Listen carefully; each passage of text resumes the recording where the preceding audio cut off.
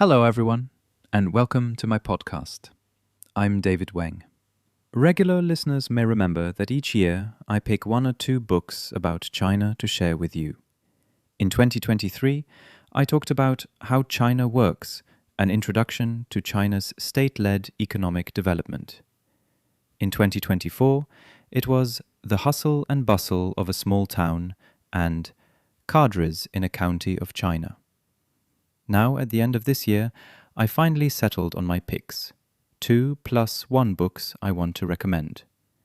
Why 2+1? We'll get to that. The first of the two main books is How China Escaped the Poverty Trap, written in 2016 by Yuen, a professor of political science at the University of Michigan. I only discovered it recently, actually. It was recommended to us by Xiaopao on our new podcast, Lights On, which I co-host with Xiaopao and Yubai. It was the second or third episode. Once I read it, I loved it. It's a bit like a more academic version of The Hustle and Bustle of a Small Town and Cadres in a County of China. It has a lot of grassroots fieldwork, a lot of on-the-ground research. But at the same time, it abstracts that into a much bigger concept and a very coherent theoretical framework. That's what fascinates me about it more than those earlier books. The author, Professor Yuen, is Singaporean. She and her research assistants spent the years 2006 to 2015 conducting detailed interviews with nearly 400 Chinese people, officials, business owners and others, spread across 12 provinces and cities, including Fujian, Zhejiang and Hubei. It's probably one of the largest fieldwork samples of its kind. What struck me most after finishing the book is how solid the data and evidence are, and the theory she extracts from it feels genuinely fresh. We'll dig into it in detail today. The second book is Civilization, Modernization, Value Investing and China, written in 2020 by Li Lu, founder of Himalayan Capital.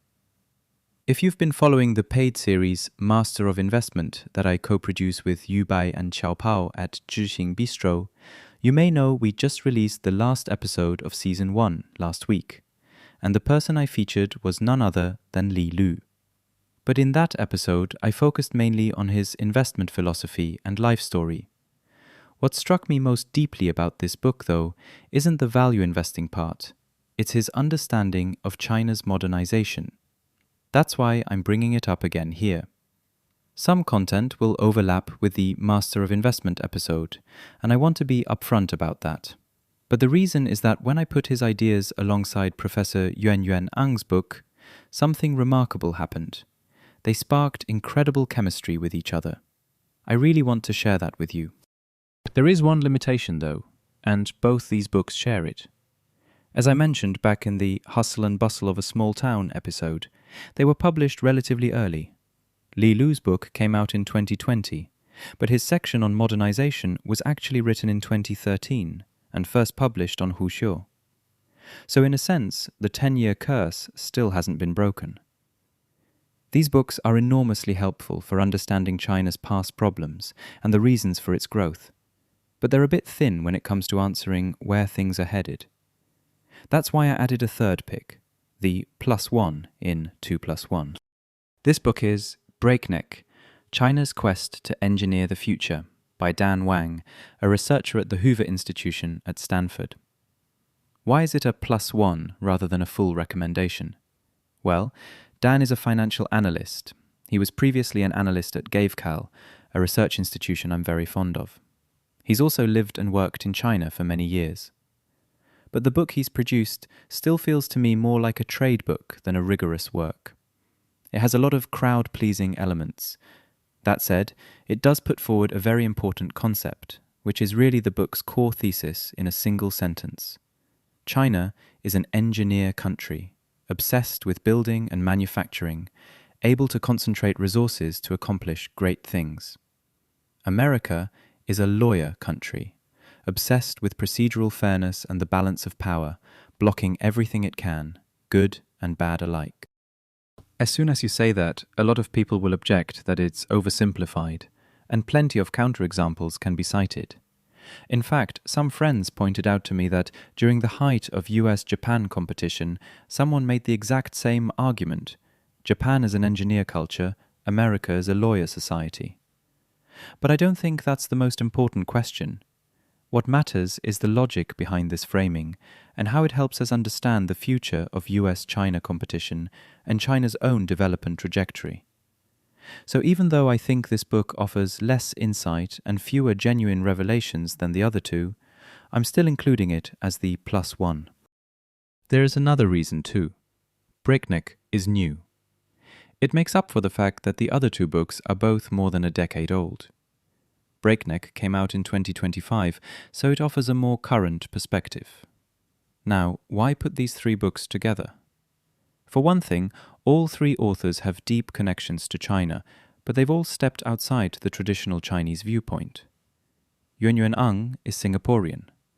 Li Lu is Chinese-American. His childhood and adolescence were spent in China, but after he left for the US at 20, he's always said he's 100% Chinese and 100% American at the same time. And Wang, he emigrated to Canada with his parents at age 7. He spent a long stretch working and living in China in between, but once you read the book, it's clear he's very much a North American. He brings a distinctly Canadian perspective. So these books are very different from the ones we discussed in previous years. None of them are written from a traditional Chinese point of view. So why does an outsider perspective, or more precisely, the perspective of someone who actually understands China, matter so much right now? Because everyone knows how much geopolitics and international relations have shifted in the past couple of years. No matter how much China talks about internal circulation and domestic self-reliance, it's more deeply embedded in the global community than ever. And we can see that the international community has always had enormous misunderstandings about China's development. I think these books offer a relatively objective portrayal of China's modernization journey, which is why I'm putting them forward for you. What's also interesting, especially with the first two books, is how different they are from each other. Yun's book is grounded in first-hand field observation, while Li Lu's is a sweeping grand narrative. Eng wrote a rigorous academic work. Li Lu's book on modernization is essentially a transcribed oral text. He spoke it first, and then his students and close associates compiled it into writing. Eng is a political economist. Li Lu is a public markets investor. Their perspectives are both somewhat outside the traditional Chinese view, but they're completely different from each other. Professor Yuen analyzes from the ground up, fieldwork, why China was able to escape the poverty trap. Li Lu works from the heights of evolutionary theory to explain why modernization didn't originate in China and why China is now doing things that haven't happened in the United States. And then Wang offers that interesting engineer country versus lawyer country contrast I mentioned. So putting all three together for a joint reading feels like a genuinely worthwhile exercise. It did lead me to write about 50,000 words of notes and spend dozens of hours on this, and I expect this episode will run pretty long as a result. But I think releasing something like this at the end of 2025 is really valuable. On that note, I suddenly wondered, why hasn't Japan produced great writing about China? Maybe I'm just out of the loop, but if any listeners know of works by Chinese living in Japan or by Japanese authors that offer a serious study of China, please leave a comment or write to me. I think the Japanese perspective on China must be very different from the European or American one. So why is the title of this episode focused on modernization? It might sound like a grand, abstract theme, but there's a line in Li Lu's book that really hit me. He says, "The core of investing is predicting the future. To invest in a country's companies, you need a fundamental understanding of that country itself, including insight into its history and future trajectory. And this is especially tested in times of crisis." His example, during 2008 to 2009, if you had no basic conviction about America's future, it was nearly impossible to put serious money into the US stock market at the darkest moment, even if you were only investing in individual companies. For listeners who entered the markets after 2010, you may not fully grasp just how brutal 2008 to 2009 was. If you've only read about it or heard it secondhand, you can't really feel the darkness and despair that permeated the entire market. People called it the worst economic crisis since the Great Depression of the 1930s. Some even thought it would be worse than the Depression. That turned out not to be the case, but at the time, investing required genuine conviction. And Li Lu goes on to say the same is true for investing in China. When China faces crises and difficulties, if you don't have a basic conviction about where China is headed over the next few decades, you simply can't make investment decisions. This is very much on display right now among overseas investors. China's stock market has performed reasonably well over the past year or so, and there have been many bright spots across various industries. So why are foreign investors still hesitant?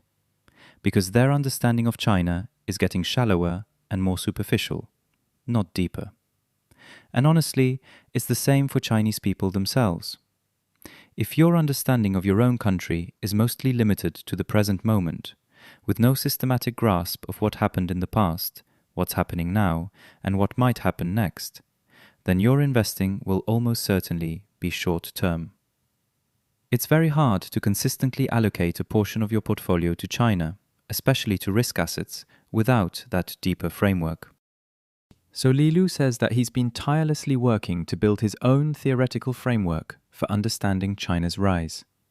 He's also quite humble about it. He says he's still in the stage of absorbing other people's ideas. But even so, I think he's already constructed a very complete framework.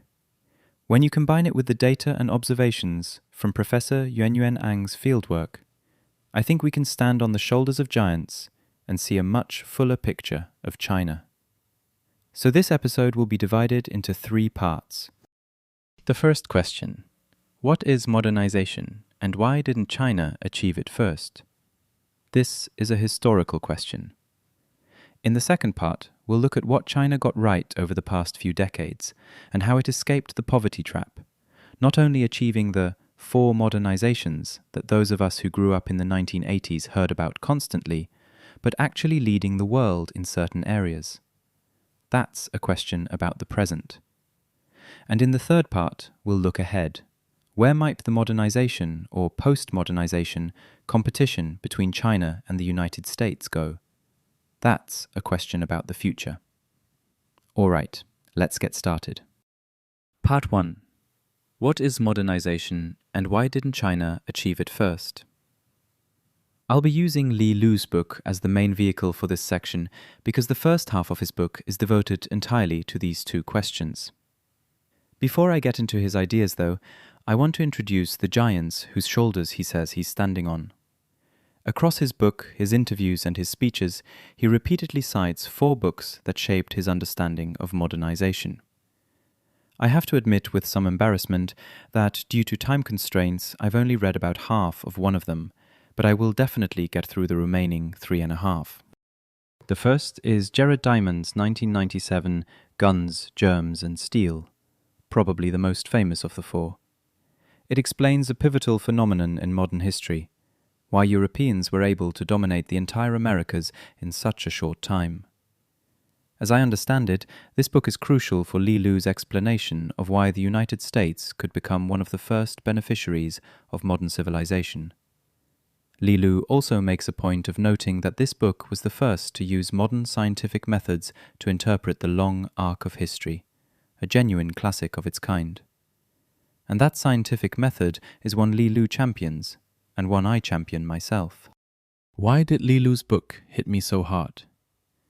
Because even though it's full of grand narrative, it's not built on imagination or speculation, and it doesn't take the literary, historical, philosophical approach.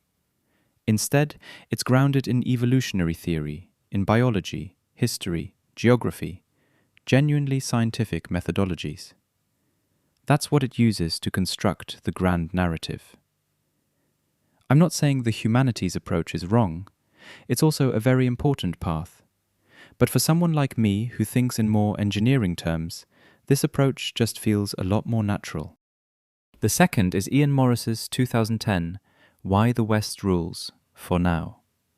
This book traces and compares the civilizational trajectories of China and the West across tens of thousands of years of history, and attempts to map out what might happen in the future. I think it must be a fascinating read. The most important contribution it makes to Li Lu's framework, as I understand it, is its account of the back and forth between Eastern and Western civilization during the 2.0 agricultural era, that long process of each side chasing and overtaking the other. The third book is The Beginning of Infinity, published by physicist and philosopher David Deutsch in 2011. It puts forward the profound impact of scientific knowledge and the scientific revolution on all of human society, and indeed on the universe. When we get to 3.0 civilization in a moment and discuss the central importance of modern science and technology within modernization, I believe Li Lu's thinking there draws heavily on this book. And the last book is The Social Conquest of Earth, published by biologist and anthropologist Edward Wilson in 2012. He tries to understand the entire evolution of human civilization through the lens of biological and cultural evolution. Like the others, it uses scientific methodology to explain human civilization, which is Li Lu's consistent intellectual approach throughout. But Li Lu also notes, and as you can tell just from those names, that all 4 books were written by Western authors looking at the sweep of history and human evolution. So the propositions they focus on are necessarily Western-centric, with the West as the protagonist. China may appear in some of these books, but it's never the main character. Yet these books helped Li Lu slowly build his own intellectual framework. We'll see how much of his understanding of China flows from them. A lot of it, I think, also comes from the 100 classical works of Confucian civilization he read while in prison. But I won't get into that backstory here. If you're curious, go listen to the Master of Investment episode on Li Lu's life. Alright, with those 4 books in place, let's get into Li Lu's understanding of modernization. He divides civilization into 1.0, 2.0, and 3.0. A framework that maps onto what we all learned in school: primitive society, agricultural society, and modern society. Civilization 1.0, 2.0, 3.0. We'll skip right past 1.0. That's ancient history, not worth dwelling on here. 2.0 civilization, agricultural civilization, has an iron law, a defining feature. It has a ceiling. That ceiling is the Malthusian trap, the violent tension between finite resources and nearly unlimited population growth. So population could only be kept in check by catastrophic, non-natural events. If you've heard of the Malthusian trap, you'll know the idea. It ultimately took 3.0 civilization to break through it. But if we look at humanity's long stretch in 2.0 civilization, agricultural society, and even parts of the earlier slave-owning era, the disasters humans faced came primarily from 5 causes: famine, wars driven by population movement, plague, climate change, and the collapse of political regimes. For China, I think the most consequential of those 5 disasters in the agricultural era was the last one: the collapse of political regimes. We had dynastic cycle after dynastic cycle, but regime collapse was itself caused by the ones before it: famine and war, right? Famine is straightforward. War was often a nomadic civilization issue, especially in the later dynasties when invasions by peoples like the Mongols led directly to dynastic collapse. Western civilization suffered more from wars and plagues. In the Middle Ages, the Black Death and similar pandemics wiped out vast numbers of people. Of course, after each such disaster, civilization would go through a period of decline and destruction, a crucible for the people of that era. and out of that suffering, intellectual revolutions were often born. This idea was proposed by the German philosopher Karl Jaspers after World War II. Jaspers wrote biographies of Nietzsche and Max Weber, among others, and through their thinking arrived at his own observations about history. His conclusion? Every major human catastrophe produces an intellectual revolution. For instance, in the 5th century BC, there was an axial age revolution. In the East, Confucius began teaching his philosophy. In the Middle East, the cradle of Western civilization, the Old Testament took shape. And in India, Siddhartha Gautama began living among beggars, and Buddhism was born. I won't go into a long discussion of this in this episode, but it's genuinely fascinating. This relationship, material catastrophe producing intellectual revolution, whether you call it causation or correlation, carries deep implications for understanding why we don't seem to be producing many great intellectual revolutions today.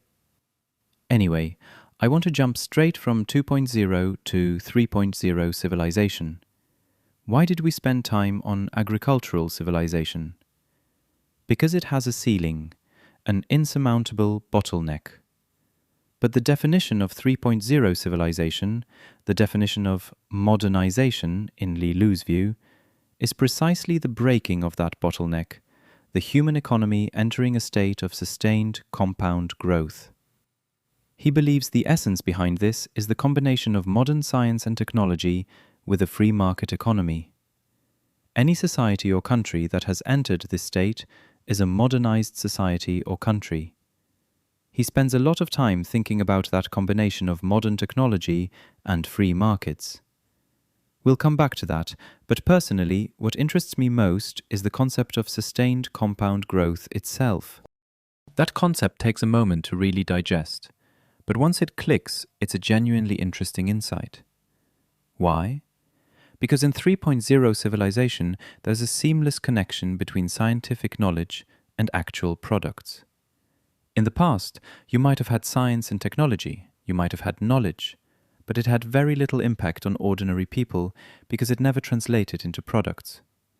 China had the 4 great inventions, but which of those inventions had a transformative impact on the daily lives of, say, Chinese farmers, people who got up every day to till the fields? Almost none, right?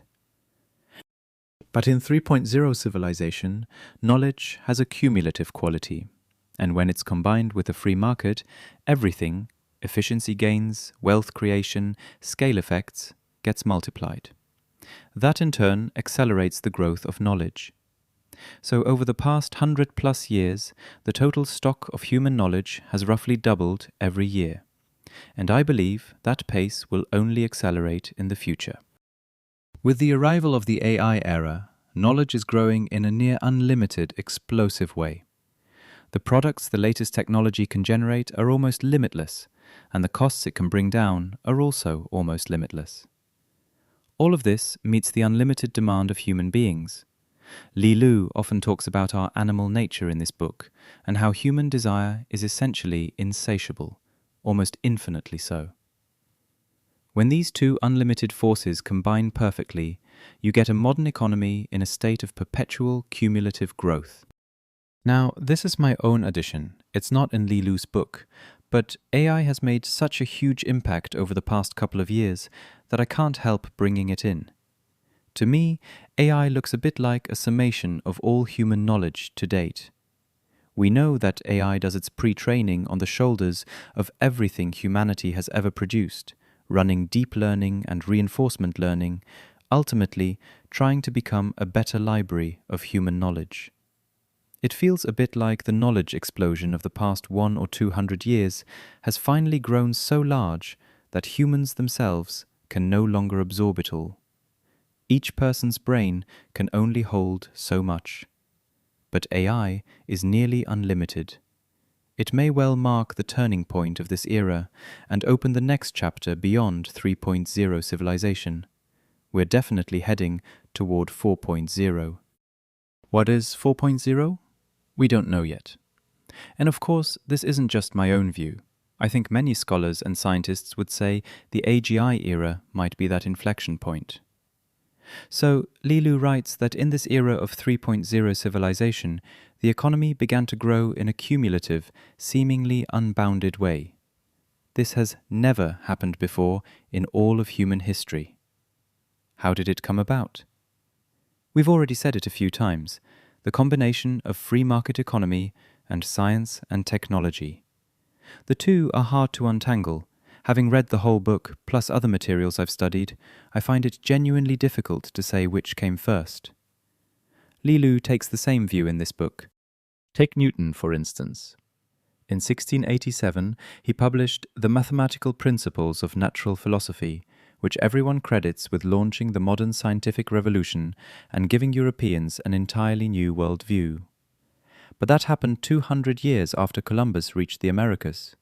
So in fact, it was during the slow germination of the free market economy, following Columbus's discovery, that the modern scientific and technological revolution was born. And once it arrived, it massively accelerated the very free market economy we're talking about, including the development of the transatlantic economic sphere. So the two really do feed each other. This has a striking parallel with China's development, which we'll get to in part 2. But underlying all of this, there's one common thread: human nature and evolution.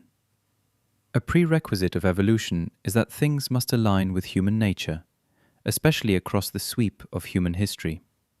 This is actually captured in Ian Morris's Why the West Rules for Now, which he calls Morris's Law. He argues that human-animal nature has played a very, very important role in shaping all of history. History is created by lazy, greedy, and fearful humans seeking easier, safer, and more effective ways to live, without any awareness that they're doing it. Yet at the same time, humans show a remarkable capacity for learning. Once natural conditions offer opportunities, they very quickly transform those resources into enormous momentum for their own survival and growth. So because shipbuilding technology existed, Columbus could reach the Americas. And because the Americas provided such an enormous stage for development, modern science and technology could flourish. The two are mutually reinforcing, and behind both of them is human nature as the driving force. Speaking of the birth of technology, I'm reminded of another book I read recently, The Nature of Technology, What It Is and How It Evolves, by Brian Arthur. The book itself isn't the easiest read. By the second half it was genuinely putting me to sleep. But some of the points in the first half really resonated with me, especially as I was preparing this episode. What exactly is technology? Brian Arthur argues that technology isn't built solely from combining existing technologies. His view is that new technology forms through the continuous recombination of old technologies, but also from capturing and exploiting natural phenomena. At the very dawn of the technological era, earlier than 2.0 civilization, even further back, humans simply identified natural phenomena and put them to use directly. The heat of fire, the sharpness of flaked obsidian, the force of a moving stone. Combine these and you can manually make fire. All of humanity's advances come from mastering phenomena like these and combining them in new ways. This connects back to what we were just saying about human-animal nature and why humans are capable of accelerating modern science and technology within a free economic system. Because the free market economy gives everyone genuinely equal opportunity. In the purest form of a natural market economy, everyone can earn the economic rewards they deserve, fully addressing the most fundamental human need. In this book, Li Lu introduces two kinds of equality: equality of outcomes and equality of opportunity. He says that emotionally, human nature craves equality of outcomes, but rationally, what we pursue is equality of opportunity. What does it mean to emotionally crave equality of outcomes? It means people hold on to a dream of equal outcomes that can never be realized, but can never quite be abandoned either. We all want everyone to be equal. We want the same outcomes for ourselves and the people around us, and for people far away. But that's obviously impossible to achieve. So what people can truly accept and rationally pursue is equality of opportunity. Any institution that creates genuine equality of opportunity is the greatest kind of institutional innovation. The free market economy is one such institution. But what does Li Lu identify as the greatest institutional innovation of 2.0 agricultural civilization? It was China's imperial examination system. He sees the imperial examination as a system that distributed political power on the basis of learning, knowledge, and ability, and it helped China produce a remarkably brilliant civilization in the agricultural era. The free market economy, by contrast, is the defining institutional innovation of 3.0 civilization. Li Lu goes on to write that the pursuit of equality of outcomes means that any advance in human civilization eventually spreads to every corner of the earth. And societies that establish institutions providing equal opportunity will prosper, progress, and endure. That's a pretty philosophical statement, and it genuinely moves me, because reading it I thought, whether it's China's ancient imperial examination system or the modern college entrance examination, they're both products of China as a civilization. Institutions designed to provide equal opportunity in selecting talent and giving more people access to education. They have many flaws, no question, but at least so far they've genuinely helped tens of millions of Chinese people. Whether you're from the countryside or the city, you have an equal shot at getting into college. That's a very different model from what I've seen at America's top universities as a visiting scholar, how they select students and how they try to expand access to higher education. You can't say one is simply better or worse than the other. But I do think China's system has achieved a degree of long-term stability, at least on the education front. And over the past 30 to 40 years, it has contributed to genuine prosperity and progress. I want to emphasize again, though, it has many problems. And why did the imperial examination system ultimately become distorted and turn into an obstacle to civilization? Because institutions need to evolve. They can't stay frozen in place. But at the level of fundamental design, I think it really was oriented toward equality and freedom of opportunity. Whatever we say today about how much is wrong with free markets, at their birth they genuinely gave many Europeans, and later Americans, a great deal of equal opportunity. Anyone could start a business, anyone could pursue economic advancement, become a merchant. That mattered enormously. But the free market economy, like the other equal opportunity institutions we've mentioned, needs checks and balances. It needs constant correction. That's exactly why the separation of powers was born in the United States. And that's why countries with free market economies place such heavy emphasis on law. They need the law to course correct when markets go astray. This connects us back to our third book, Dan Wang's argument about why America became a lawyer country. I think in some ways it was an inevitable outcome, but today we're seeing that the separation of powers itself is under strain, and the lawyer country model has run into all kinds of problems. Where does the free market economy go from here? That's what we'll take up in part 3. Let me pull back a bit here and unpack the free market economy in more detail. Right now this might sound unrelated to China's modernization, but when we get to part 2, you'll see it's the foundation for everything. China is in many ways reenacting the early conditions that gave rise to the free market economy in the first place. Li Lu's book addresses this directly. The birth of the free market economy had two main causes, one geographical, one historical. Both are explained in rigorously scientific terms. The geographical explanation is straightforward. On the Atlantic side of the transatlantic world, the indigenous peoples of the Americas were wiped out. And as Guns, Germs and Steel explains, the cause was largely disease. Europeans didn't kill the indigenous population primarily with guns. More often, it was the pathogens they unknowingly carried on their bodies. Those diseases caused catastrophic population collapse among the local peoples, and the then emptied continent of the Americas created an enormous opening for new settlers. At the same time, on the other side of the Atlantic, we know that the Netherlands, Spain, and other countries all had very strong seafaring traditions. So why was it the British who ultimately made it to America in such large numbers? A key reason was that Britain had an unusually weak monarchy at the time, and its government was already effectively a merchant government, run by and for businessmen. This stands in sharp contrast to China at the same period. Because many people will ask, why? China's maritime industry was flourishing too. The story of Zheng He's voyages to the Western Seas is widely known. Why didn't China discover America? There are many geographical factors at play. Li Lu also writes in his book that crossing the Pacific to reach the Americas was far more difficult for the Chinese than crossing the Atlantic was for the British. Geography and astronomy both played a significant role in that. But there's another very important reason. Think about what happened after the Han dynasty established its empire. Through the institutional innovations of the Sui dynasty and beyond, the scholar-bureaucrat system and the imperial examination were fully developed. As we mentioned, this was one of the most important institutional innovations of 2.0 civilization.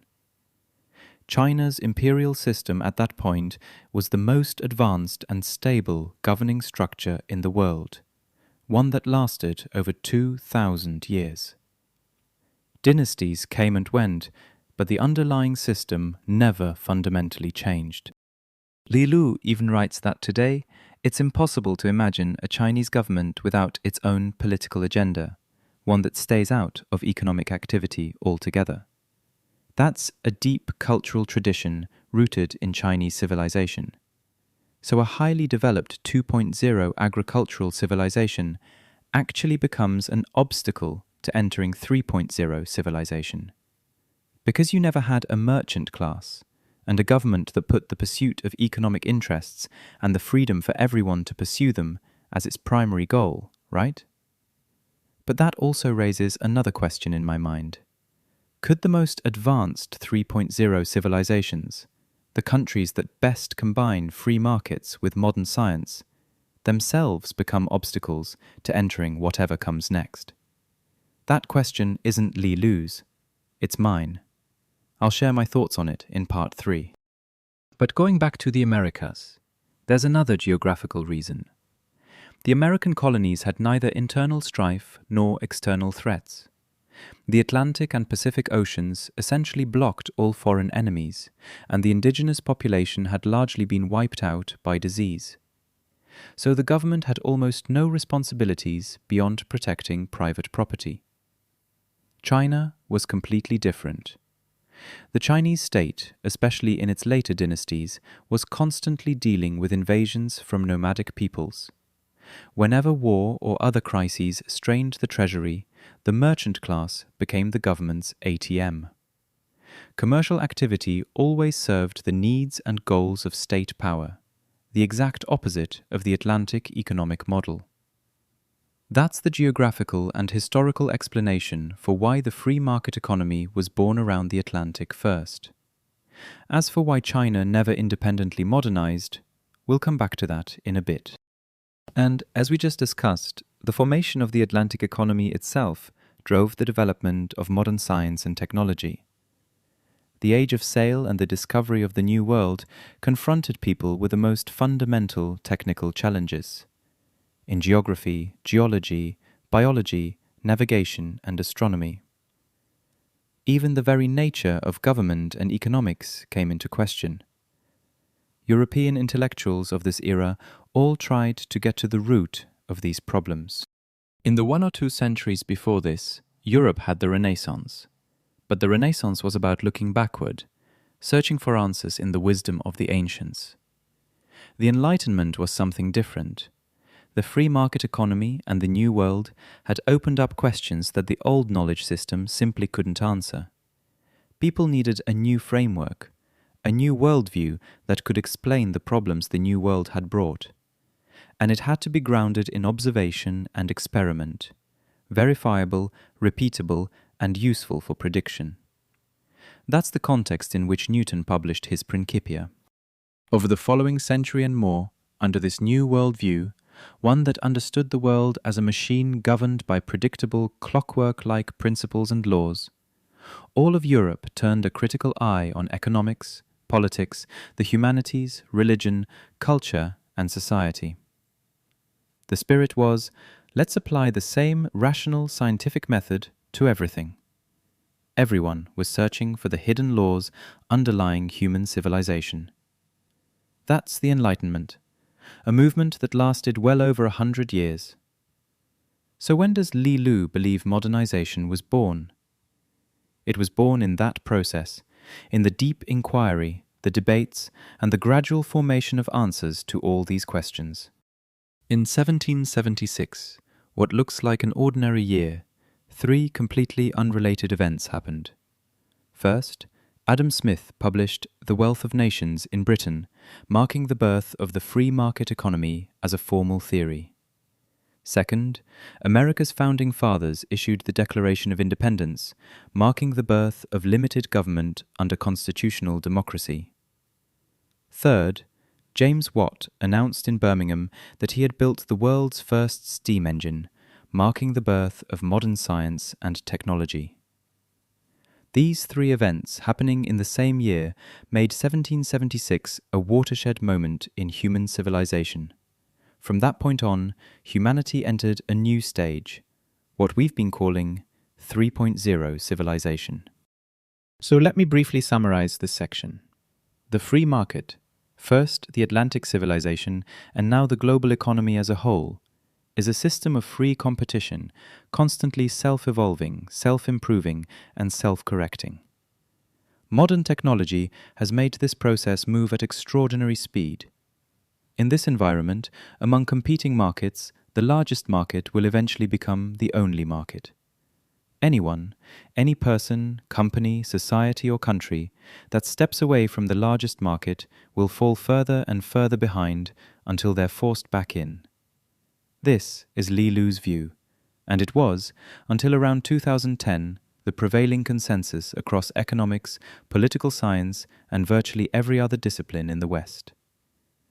Li Lu writes that the best way for any country to grow stronger is to drop its tariff barriers and join the world's largest international free market system. Conversely, closing yourself off will only lead to relative decline. This is the iron law of 3.0 civilization.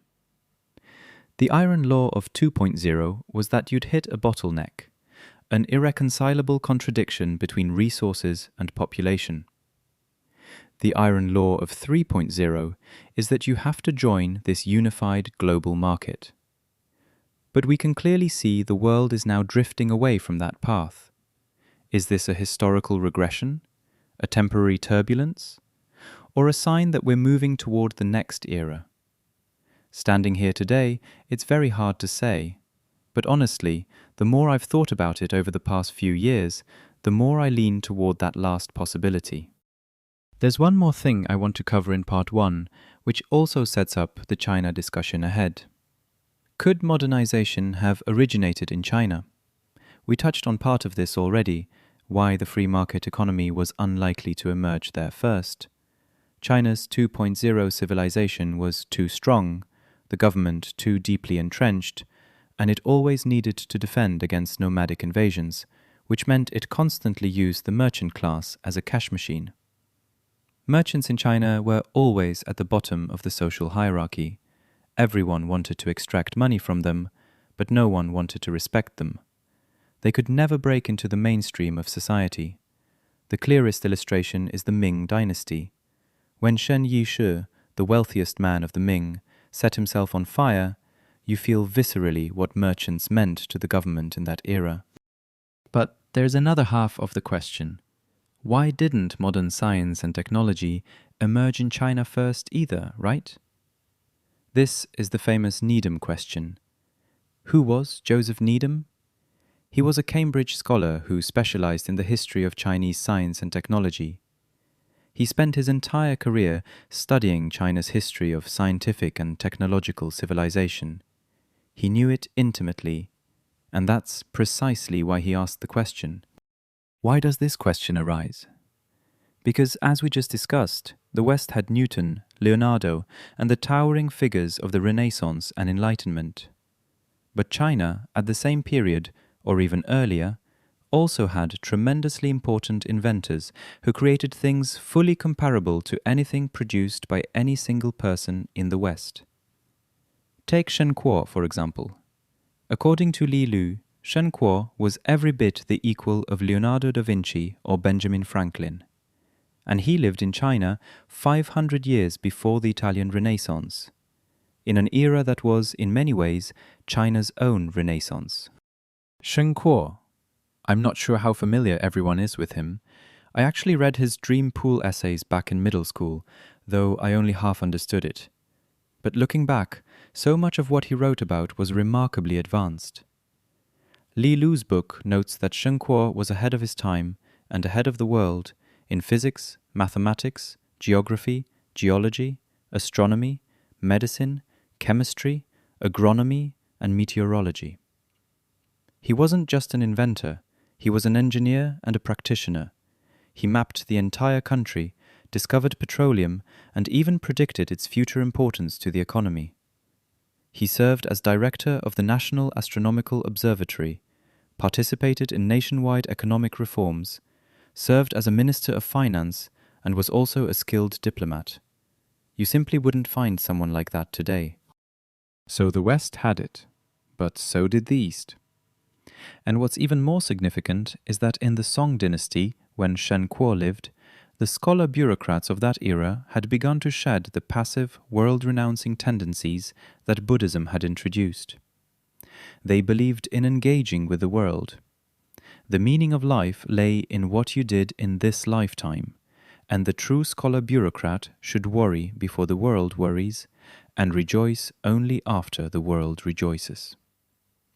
Out of this spirit emerged a remarkable generation of writers, scientists, social reformers, and activists.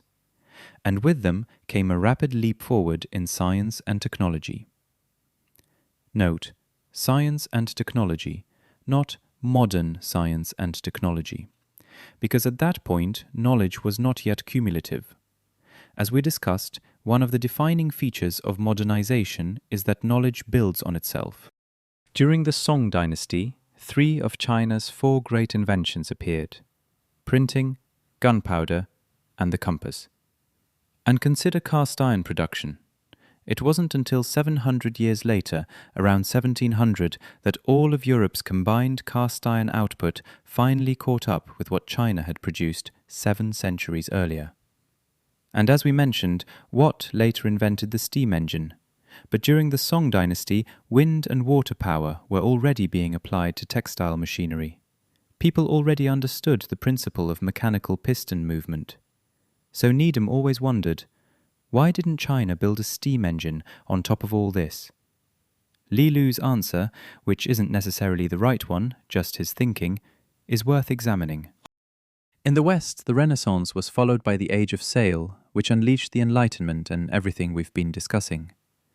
But in the Song dynasty, the early Neo-Confucian spirit shifted, within a century or two, toward a different branch, the rigid school of principle, what we call Songming Neo-Confucianism. It was a turn toward conservative intellectual conformity. Women began binding their feet. The imperial examination, which under Wang had covered astronomy, history, geography, and economics, narrowed its focus entirely to the classical texts.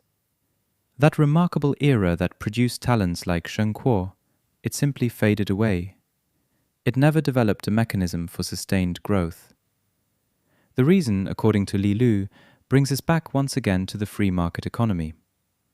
China may have been capable of producing brilliant individuals at that time, because the second point we want to discuss is the imperial examination system. But without a merchant society, those scientific and technological advances had no pathway to become genuinely useful to society, or, to put it more bluntly, no way to generate economic returns. So they just sat there, and once the social tide turned, that entire tradition came to an end. The second reason modern science and technology didn't emerge in that era is, strangely enough, the very thing we've been talking about, the imperial examination system. In Li Lu's view, it was the greatest institutional innovation of the entire 2.0 agricultural civilization. The imperial examination measured people on learning ability, knowledge, and administrative competence. It offered opportunity to everyone in a fair, transparent, and open way, regardless of birth or family connections. It could draw talented, capable people from every level of society and allocate political power based purely on results. At the same time, it unified official ideology through the examination content, ensuring the loyalty of those admitted to the regime. The talent this system produced was both competent and loyal. Civil officials managed military ones, the people were served, and the regime was insulated from challenge. In its era, it was about as close to a perfect institutional design as you could get. So Li Lu argues that what China practiced historically was a system of power distribution based on equal opportunity, a political meritocracy. Equal opportunity, as we noted, is what people rationally aspire to as the ultimate ideal. And this meritocratic system is what allowed China to lead the West and the world for over 1,000 years. Li Lu even believes it retains powerful vitality to this day. Many successful civil service systems around the world today, including China's and including Singapore, where Professor Yuen is based, and even some professional militaries, have been influenced to varying degrees by aspects of the imperial examination. The most familiar examples for us are today's Gaokao, college entrance exam, and civil service examinations. If you've spent time in the United States, you'll know that American civil servants aren't selected through anything like this. It's much more like an employer-employee relationship. This tradition is deeply embedded in Chinese civilization, and it played a crucial role in the modernization process we'll discuss in Part 2. By contrast, Western agricultural civilization ran primarily on bloodline aristocracy, with a degree of military meritocracy mixed in. Whoever fought best rose highest, right? Then, in the modern era, the West shifted to a rights-based approach and created what we might call economic meritocracy. No matter who you are or where you come from, if you can win economically, if you can succeed in business, you can rise freely. You can go from nothing to the top. In today's language, economic meritocracy is essentially a decentralized system. Now, political meritocracy, the imperial examination system, for all its advantages, had one critical flaw. The selection of the emperor, the supreme leader, was still determined by heredity. The result was that when a capable emperor was on the throne, the entire machinery of the empire, through the civil service and examination system, could be fully unleashed. The reigns of Emperor Wen, Emperor Jing, Emperor Wu of Han, Emperor Taizong of Tang, and Emperor Taizu of Song all demonstrated this. But bloodline can't guarantee ability. If the throne passed to an incompetent son, a weak or foolish emperor could flip the entire system, turning the imperial apparatus against the very society it was supposed to serve, leading inevitably to factional infighting and corruption. That's the defining vulnerability of a centralized system. Alright, let me wrap up part 1, Modernization, and why China didn't become its birthplace. At the core, it was the new free market economy around the Atlantic, in combination with the modern scientific and technological revolution that provided the essential conditions for modernization to emerge. There are 3 main chains of causation here. The first, without the discovery of the New World, there would have been no Atlantic economy, and without a market economy of that kind and that scale, it would have been extremely difficult for professional scientists and technological inventors to emerge, people whose work could actually meet the demands of economic development. They simply wouldn't have had a stage to stand on. The second chain.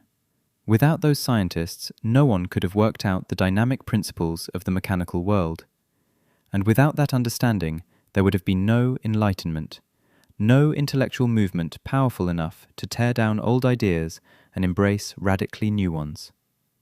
And here's the thing. Without that shift in thinking, there wouldn't have been any real demand for science in the first place. Society wouldn't have known it needed it. The third chain. Without that demand for science, and without modern science actually taking shape, it's very hard to imagine the Industrial Revolution ever happening. And without the Industrial Revolution emerging and spreading the way it did, the Atlantic economy would never have been able to consolidate so rapidly into a force that could dominate the entire globe. Now, these three chains, and all the individual points within them, aren't running in parallel. They're tangled together, feeding into each other in intricate ways. And what they ultimately form is a closed loop, an inner cycle, that gave rise to what we now call modernization. So why couldn't China become the cradle of modernization? Because the free market economy simply didn't exist in China at that time. Science and technology? Yes, but modern science and technology, the kind that's sustainable, replicable, and compounding, that didn't exist in China then. So Li Lu concludes this section by writing that every geographical and historical factor made Western Europe the most likely birthplace of 3.0 civilization, and the probability of modern 3.0 civilization being born in China was very low. It's analogous to the birth of 2.0 civilization. The Fertile Crescent had more plants and animals suited to agriculture, so 2.0 civilization was most likely to emerge there. Because of time constraints, we didn't get to cover that part today, but that is the picture. So while the question of China missing out on modernization has stirred deep emotions in modern Chinese history countless times, it's actually a false premise. That's Li Lu's view, and I find it fairly convincing, because the chain of reasoning behind it is clear and fairly complete. But here's the thing. The free market economy has now taken hold and flourished in China. The local government franchise system that Yuen describes in her book is a fascinating variant of this. We'll unpack it in part 2. Part 1 took much longer than I expected. We're only just now getting to China. In part 2, I want to share what these books have to say about what China actually got right over the past few decades. How did it escape the poverty trap? How did it achieve what we often call the 4 modernizations, and in some areas, even take the lead? Let's start with Li Lu. How does he frame this question? Reading it, my biggest takeaway was how much even sharp thinkers are constrained by their own mental frameworks.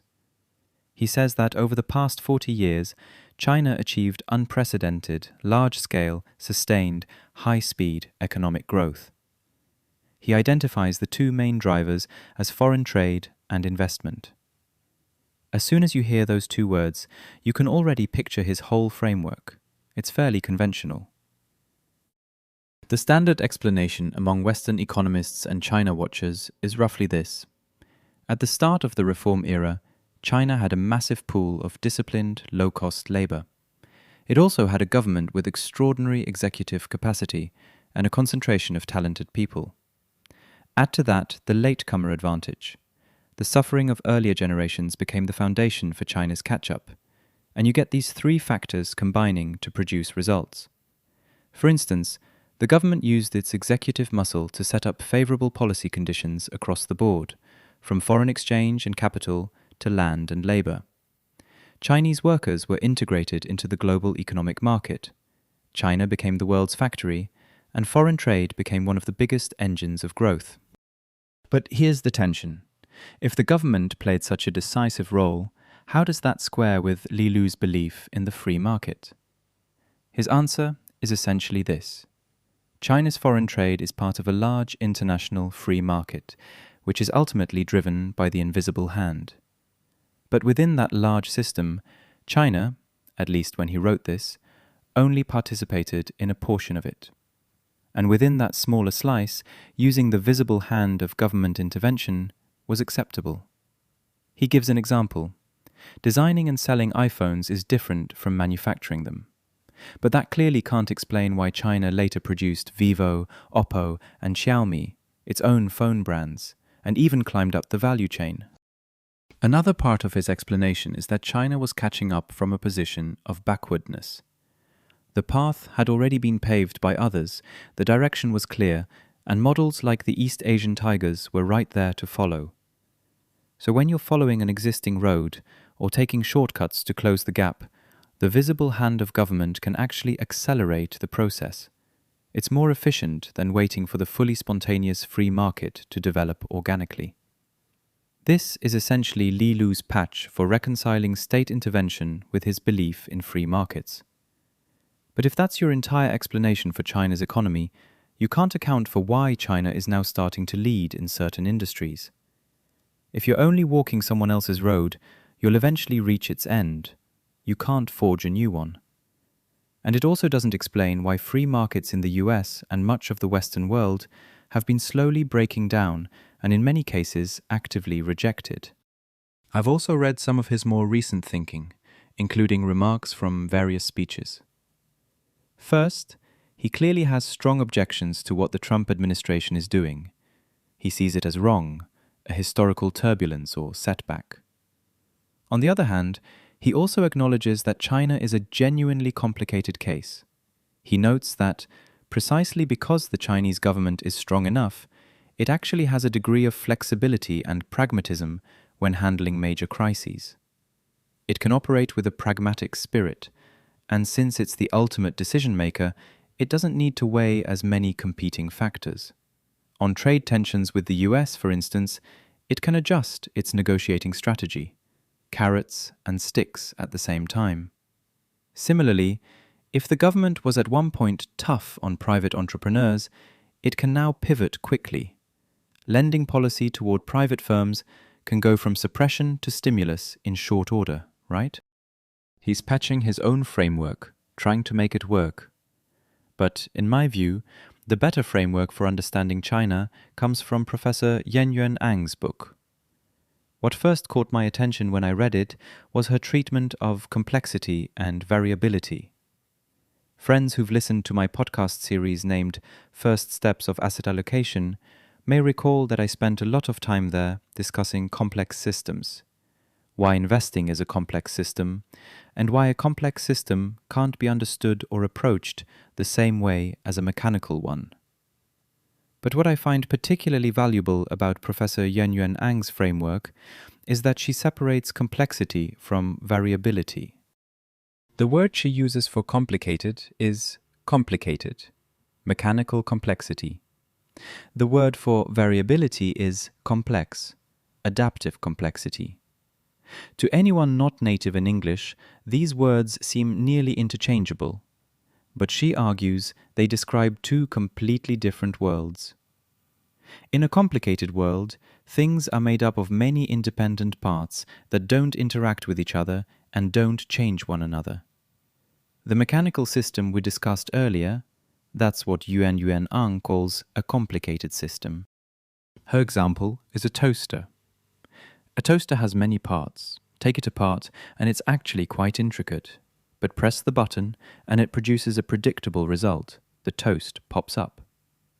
If you're studying a complicated world, you can break it into separate parts, analyze each one's causes and effects, identify your independent and dependent variables, and make a linear prediction. This is clearly how the Enlightenment, from Newton onward, described the economy. But then came relativity theory.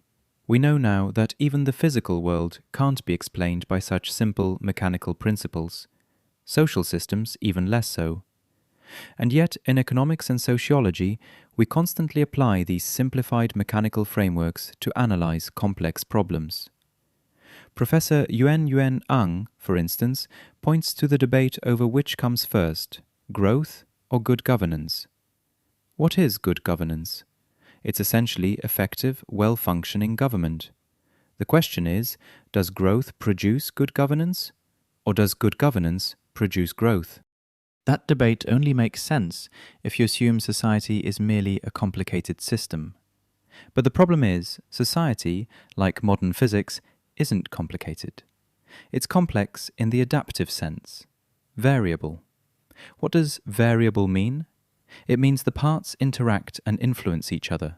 They trigger changes in one another. You can't precisely control or predict outcomes in advance. The human body is the classic example Professor Yuen gives of a variable system. Take medicine as a representative science.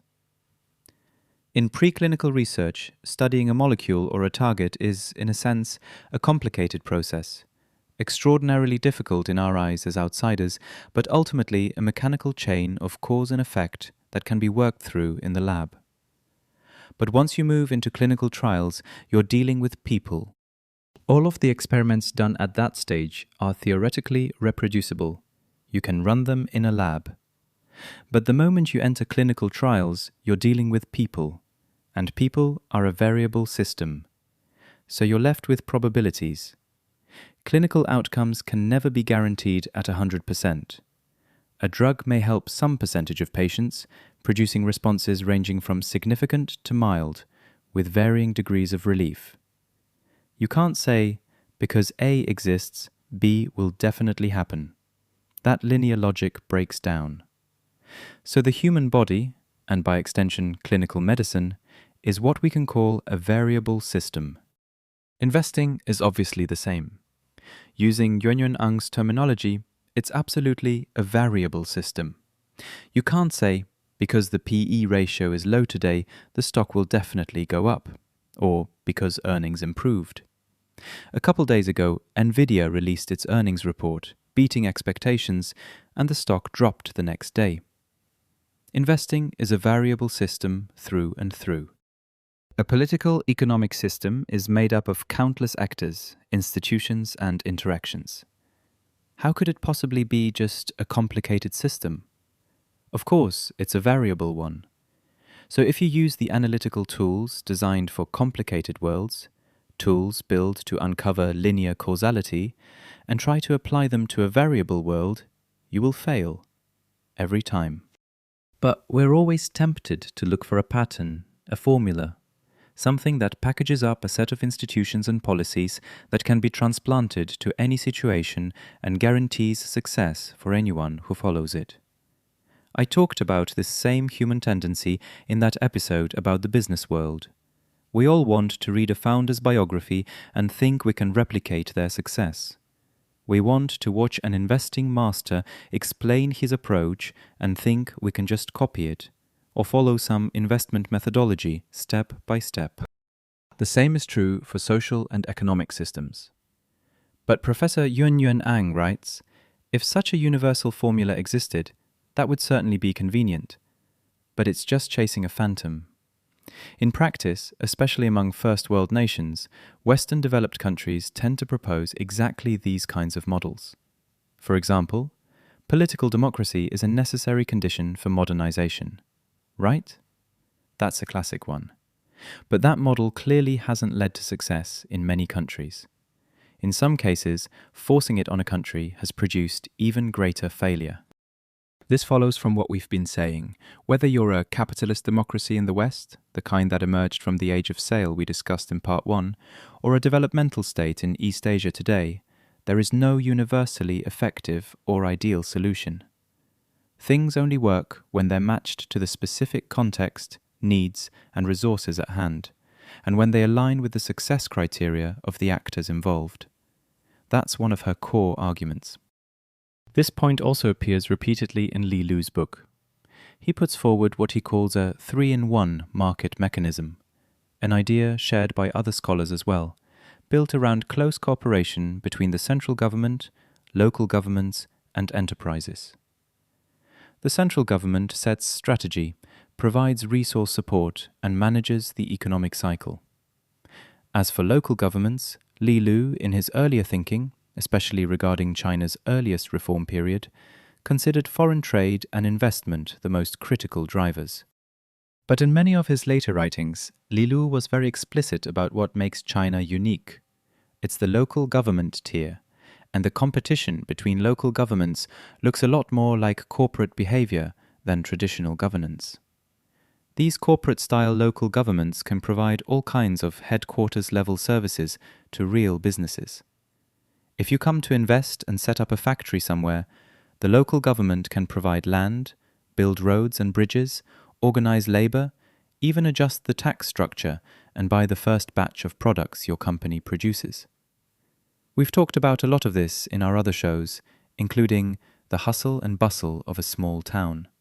So Li Lu acknowledges, and this is his own admission, that China actually has a very unique political and economic system that can't be explained by any single model. Though at the very end, he does add one qualifier. This was also inseparable from a relatively benign international environment and an open global trading system. There's still a larger frame around all of it. Only within that environment could China develop its own way of doing things. Now, in Yuen-Ang's whole framework, the concept of variability is central. And because of that variability, China in the 1960s and 70s was, in the most ordinary sense of the word, a poor and weak society. How did China escape the poverty trap? She puts forward 3 points, and I think together they offer a much more complete answer to this question. The first point is, use what you have.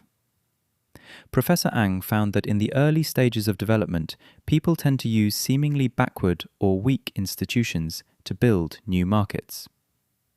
That immediately brings to mind what Deng Xiaoping said. It doesn't matter if the cat is black or white, as long as it catches mice, right? Professor Eng argues that conventional economic wisdom, including in the West, holds that the way out of the poverty trap is to quickly replace weak institutions with the strong institutions of developed countries, and thereby achieve modernization. But through years of fieldwork in China, interviews with all kinds of people, and her own reflection, she came to a different conclusion. Poor countries can leverage their existing conditions, even conventional weak institutions, to build markets. And the hidden development potential in that approach is enormous. So what exactly is a conventional weak institution? By the standards of the developed world, these are fragile, flawed, and backward structures, practices, rules, and traditions. So what specifically do they include? Take blurred boundaries between public and private roles. The counterpart to that, in an ideal system, would be a professional bureaucracy with a clear separation of functions. Singapore, where Professor Eng is based, is the most typical example of that professional ideal. Other weak institutions include preferential or biased regulation, which corresponds to impartial regulation in a strong system. Then there's campaign-style policy enforcement, which corresponds to routine, normalized enforcement. Campaign-style enforcement is something very familiar to Chinese people, but it's clearly a weak institution. There are also undifferentiated and poorly coordinated industrial promotion policies, the counterpart being selective, carefully calibrated industrial policy, and using small kickbacks as incentives, the counterpart being zero tolerance for corruption, right? Because no matter how small the kickback is, it's still a kickback. It's still a form of corruption. Yuen actually has a newer book specifically about corruption, but it seems to be harder to find in Chinese, so we won't go into it here. Now, the weak institutions we just described all sound very much like China at a certain point in history. But actually, a lot of what she describes also applies to Europe and America at certain periods, and to many countries in the global south today. First, you leverage the advantages of these weak existing institutions to build a market. Once the market gets going, economic change drives the evolution of institutions. Then, finally, you use a strengthened institutional framework to maintain and consolidate the market. It's an interactive relationship, not a linear one where you first establish something and then directly obtain a stronger version. Yuen says she found that practices and features that violate the norms of good governance, what we've been calling weak institutions, are actually the raw material for building a market when no market exists at all. If you insist on imposing good institutions from the start, they don't serve as raw material for building markets. So what are they good for? Good and strong institutions are excellent at maintaining markets that already exist. That's what they're designed for. When I got to this part of the book, it reminded me of some very small, everyday examples. I don't know if any of you remember this era. We're not talking about national institutions. Let's bring it down to the individual level. When I was young, or maybe not that young, I might have already been in college, supermarkets required you to check your bag. You couldn't bring your backpack inside. Management was worried people would stuff things into their bags and walk out without paying, so you had to leave your bag at the front. Then, when I went to study in the UK, the first time I saw a shop with a refrigerator sitting outside, literally outside the glass door, I was genuinely shocked. You pick up a drink, then walk inside to pay. My first thought was, aren't they worried? Won't someone just walk off with the drink? It's a tiny example, but the bag check system is exactly the kind of thing Eng is talking about. In China at that time, that's what you had to do to make the market work. If supermarkets had gone straight to full trust from day one, assumed everyone would be honest, no bag checks, there's a real chance many of them would have gone under. We all know what happened when bike sharing first launched in China. People literally took the bikes home, right? By the same token, in a country that's already highly developed, if you still treat everyone like a potential thief and require refrigerators to be kept inside behind locked glass, that's going to feel very inconvenient to people. Of course, these are small examples, but I think they illustrate the principle well. When a market doesn't yet exist, what kind of institutions do you need? And then, once the market has matured and the economy has developed, what kind of better, more convenient, more robust institutions can you replace them with? At this point, I want to loop back to the nature of technology. In The Nature of Technology, Brian Arthur actually brings up Joseph Schumpeter. Most of us know Schumpeter. He's the guy behind creative destruction, right? Arthur notes that Schumpeter kept asking what sounds like a very simple question. How does an economy develop? How does an economy undergo structural change? External factors can obviously change an economy. You discover a new source of raw materials, you start trading with a new foreign partner, you open up a new territory. Sure, those can change your structure. But what Schumpeter was really asking was, can an economy transform itself entirely from within with no external input? And if so, how? If you come at this through traditional equilibrium economics, the answer is no. Without external shocks, the economy is just the static, stable equilibrium. It wobbles around that equilibrium and stays there. But Schumpeter believed there's a source of energy that originates inside the economy itself, a force that can break the balance within any economic system. And the source of that energy is combination. The economy continuously creates new technologies by recombining old ones, and in doing so, it can keep disrupting its own structure from within. Why bring up Schumpeter here? Because what Professor Eng is describing follows a similar logic. First, you have weak institutions. You use them to build a market. Economic development then drives institutional evolution, and eventually you end up with a strong institutional framework that can consolidate the market, right? But it raises an obvious question. How do weak institutions produce economic development? It seems like a contradiction. Yet if we look at China's actual history, when campaign-style governance, a weak institution, was combined with small kickbacks as incentives, which has a whiff of corruption, together they actually broke the iron rice bowl. That combination was a genuinely important step in escaping the planned economy in that era. Or take undifferentiated industrial policy, not exactly a model instrument of governance, combined with preferential regulation, which is also a weak institution. When those two weak institutions are combined, what did they actually secure? They ensured that many of China's industries didn't vanish entirely in their early stages. Take the auto industry. If China had developed it the way many other poor countries developed their industries, there's a good chance it would have been completely wiped out, especially by stronger countries with established automotive sectors. By any conventional supply and demand logic, by any standard economic argument, it made no sense to preserve that industry domestically. It wasn't economically efficient. But precisely because China used those weak institutions to keep the industry alive, China is now able to overtake in the field of electric vehicles. That's the payoff.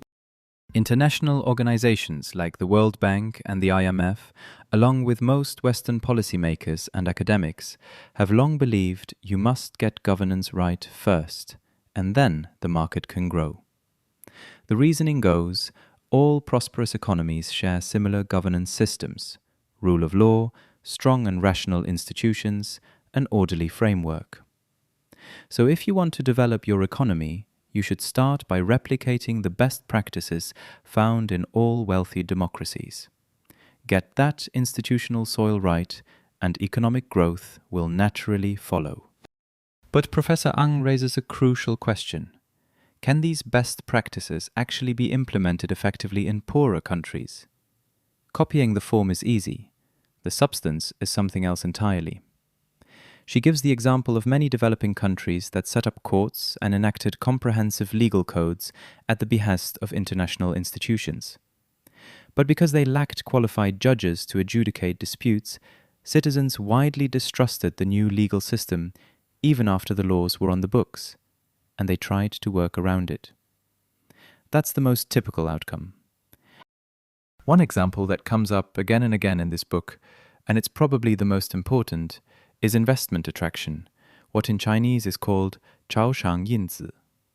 It's been central to China's market economy and its decades of economic miracle. But Professor Eng points out something surprising. Despite the enormous literature on the development behavior of China's local governments, Western researchers actually know very little about which specific departments drive investment or how goals and credit get distributed among them. If you look only at formal organizational charts and official documents, the structure of Chinese local governments looks similar to other East Asian developmental states. Every province and county has an investment bureau, nominally responsible for attracting investors and formulating investment policy, just like Singapore's Economic Development Board or South Korea's Korea Trade Investment Promotion Agency. So naturally, you'd assume the investment bureau runs investment attraction. But that's not actually how it works. Anyone who's dealt with local governments in China knows this. I've talked about it in previous episodes too. When I was at my last company, I led a fundraising round and had direct contact with many local governments. What you quickly discover is that investment bureaus, whether at the provincial or county level, don't carry the investment mandate on their own. Every party and government department, no matter what its nominal function, whether environmental protection, law enforcement, human resources, is responsible for attracting investment and will be rewarded for it. In many regions, the entire apparatus of government power was mobilized for this purpose, at least in the past. It was half-jokingly called the swarming movement. In other regions, the slogan was simply, investment attraction is everyone's job. In my own experience, it wasn't quite that every department was responsible for investment attraction. But once a local government really wanted to bring your company in, they'd form a joint task force with people from all kinds of departments. The investment bureau in that group often played nothing more than a coordinating role. It wasn't the department calling the shots on what policies you'd get or how the government would serve you. The real power lay elsewhere, with other departments that actually had authority to solve problems on the ground. I don't know the exact incentive and benefit-sharing mechanisms behind the scenes, but I'm convinced it was either tied to metrics or simply that anyone who helped land a deal got some kind of tangible reward, material and reputational. And there's more. Professor Eng writes that local governments, at least historically, routinely leverage the personal relationships of their officials to attract investors. Under a best practice or strong institution framework, That would be anathema. You're supposed to stay professional, have specialists do specialized work. No random government official should be running around saying, "Let me bring in investment." But China's approach to investment promotion doesn't follow that model at all. It deliberately blurs the line between public and private. We actually talk through several cases of this in The Hustle and Bustle of a Small Town. How local government officials use their personal relationships with entrepreneurs, or even with people causing trouble, to get things resolved. I have a personal experience that illustrates the contrast perfectly. At that same company, I also had dealings with Singapore's Economic Development Board. And yes, they're extremely professional. One meeting with them can answer most of your questions. They've even started learning from some of China's practices. They'll assemble a dedicated team for your company and proactively ask what you need. But the feel of that interaction is completely different from dealing with Chinese local government officials, especially the investment bureau people who interface directly with you. The Chinese officials are more likely to find a connection through shared hometown origins, common interests, something personal to try to win you over. By Professor Ang's standard of good governance, that's not the right way to do things.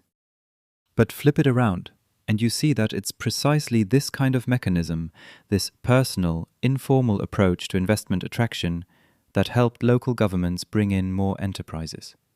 From the earliest coastal provinces attracting foreign capital and investment from Hong Kong, Macau, and Taiwan, to inland provinces later drawing in coastal companies relocating their industries, this is what drove it.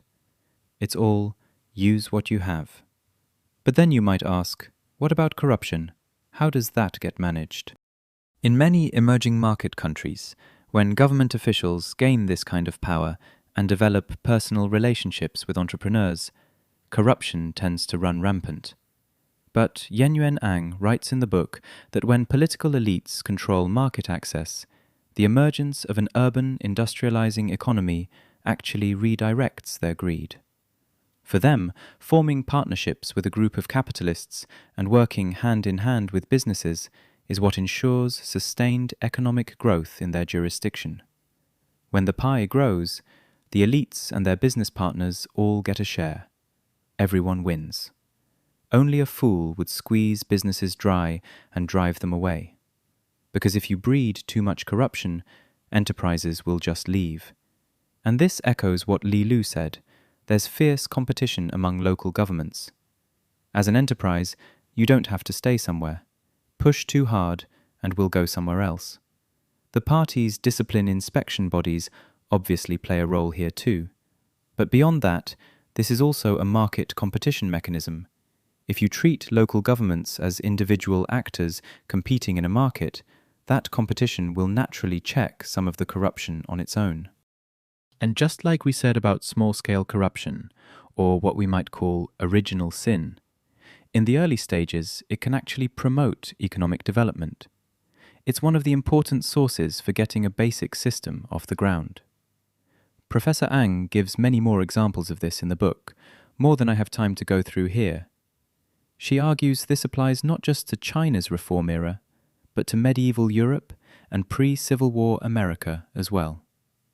She also cites a fascinating example: Nollywood, Nigeria's Hollywood. Most Chinese listeners will have heard of Hollywood. Many will have heard of Bollywood, but very few will have heard of Nollywood. In Nigeria, she says, unauthorized film distribution would be seen in any developed country as a violation of intellectual property rights, a sign of weak government capacity. But in Nigeria, it led to the unprecedented popularity of Nollywood films across the entire African continent and generated consumer demand that nobody had anticipated. When weak intellectual property protection combines with a loose regulatory framework, it can actually create an environment perfectly suited to nurturing emerging creative industries in the global south, and ultimately paves the way for future formalization. But Professor Ang also makes an important clarification. Weak institutions alone can't build a market. What actually activates their constructive potential is the adaptive and creative response of grassroots actors operating within them. In the Nollywood case, it was the filmmakers who devised production and distribution strategies suited to constantly shifting conditions. In China, it was local officials who shaped property rights structures and flexible, growth-oriented policies. We know from history that this kind of local adaptability showed up in many places. By adapting to changing needs and resources, they achieved something remarkable. And of course, this connects directly to the second and third points we'll discuss: co-evolution and directed improvisation. Before we get to the second point, I want to quickly share one more example. Pinduoduo, also known as Temu. For those familiar with my old WeChat public account, I rarely mentioned this company in blog posts, but back in that era I wrote a fairly well-known piece titled Pinduoduo's IPO set China's market back 20 years. It was about the rampant fake goods problem on the platform at the time. After the IPO, it reinforced Western prejudices about China. Look, all these years and nothing's changed, still full of fakes. We had fake goods running wild in the 90s, then went through a painful period of cleaning that up. So I was genuinely unhappy about Pinduoduo's sales strategy at the time. But if I'm being completely objective, I have to admit, if Pinduoduo hadn't taken that path, it would have been impossible to grab market share from Alibaba and JD.com, which were already giants. It couldn't have taken that first step. And without the first step, all the subsequent steps don't happen, including the real achievements it later made in agriculture, which only became possible once it had the market share, the traffic, and the financial foundation. So I'm not saying what Pinduoduo did was right. I still think it was genuinely bad.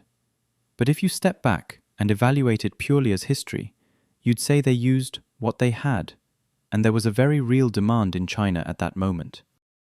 In those rural markets and lower-tier city markets of that era, there was real demand. Goods didn't need to be beautiful, they just needed to be cheap. Pinduoduo used those conditions to build its market share, and then gradually converted that into a more formalized, more reasonable business strategy. So whether you're a company or a country, use what you have really matters. I don't think this is a radical new insight.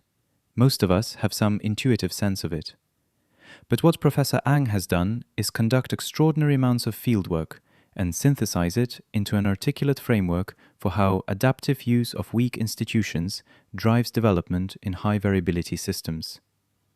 That's the first of her 3 points. Use what you have. The second point. Another crucial way China escaped the poverty trap is what Professor Eng calls co-evolution, the progressive co-evolution of two things. Co-evolution of what? Of government and industry. At the very beginning of her book, Professor Eng writes that her interviews with Chinese local officials invariably included a question that academics have debated for a long time. In your view, does the government drive economic development, or does economic development drive government improvement? And she says every single official she interviewed was baffled by the question, without exception. To them, the answer was obvious. The causal relationship runs in both directions. One official, an ordinary municipal cadre with no academic training whatsoever, gave her an answer she couldn't forget.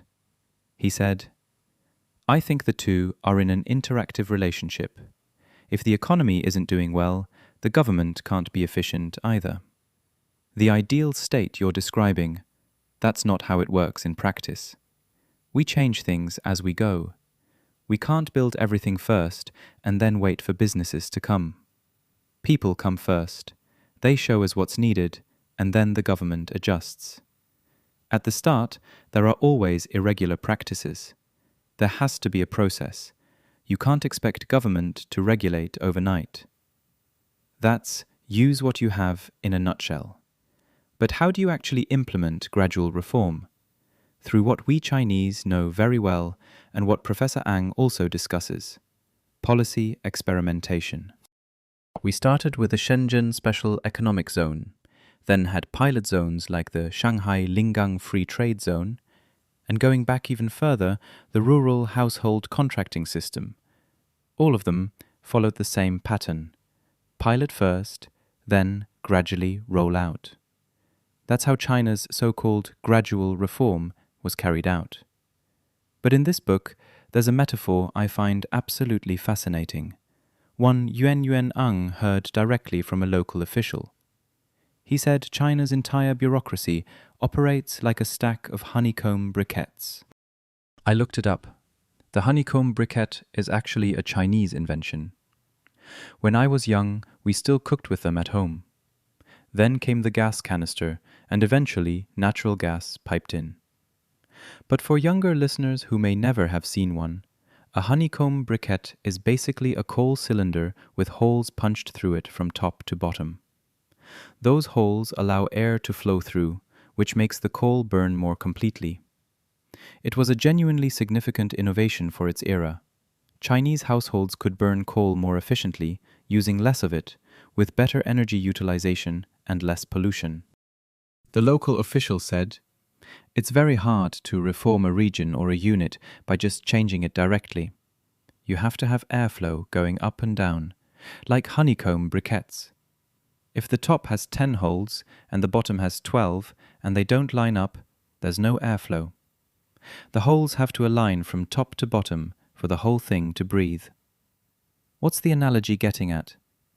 If you want to launch gradual reform, the central government must first establish the honeycomb structure, what the overall layout of reform looks like.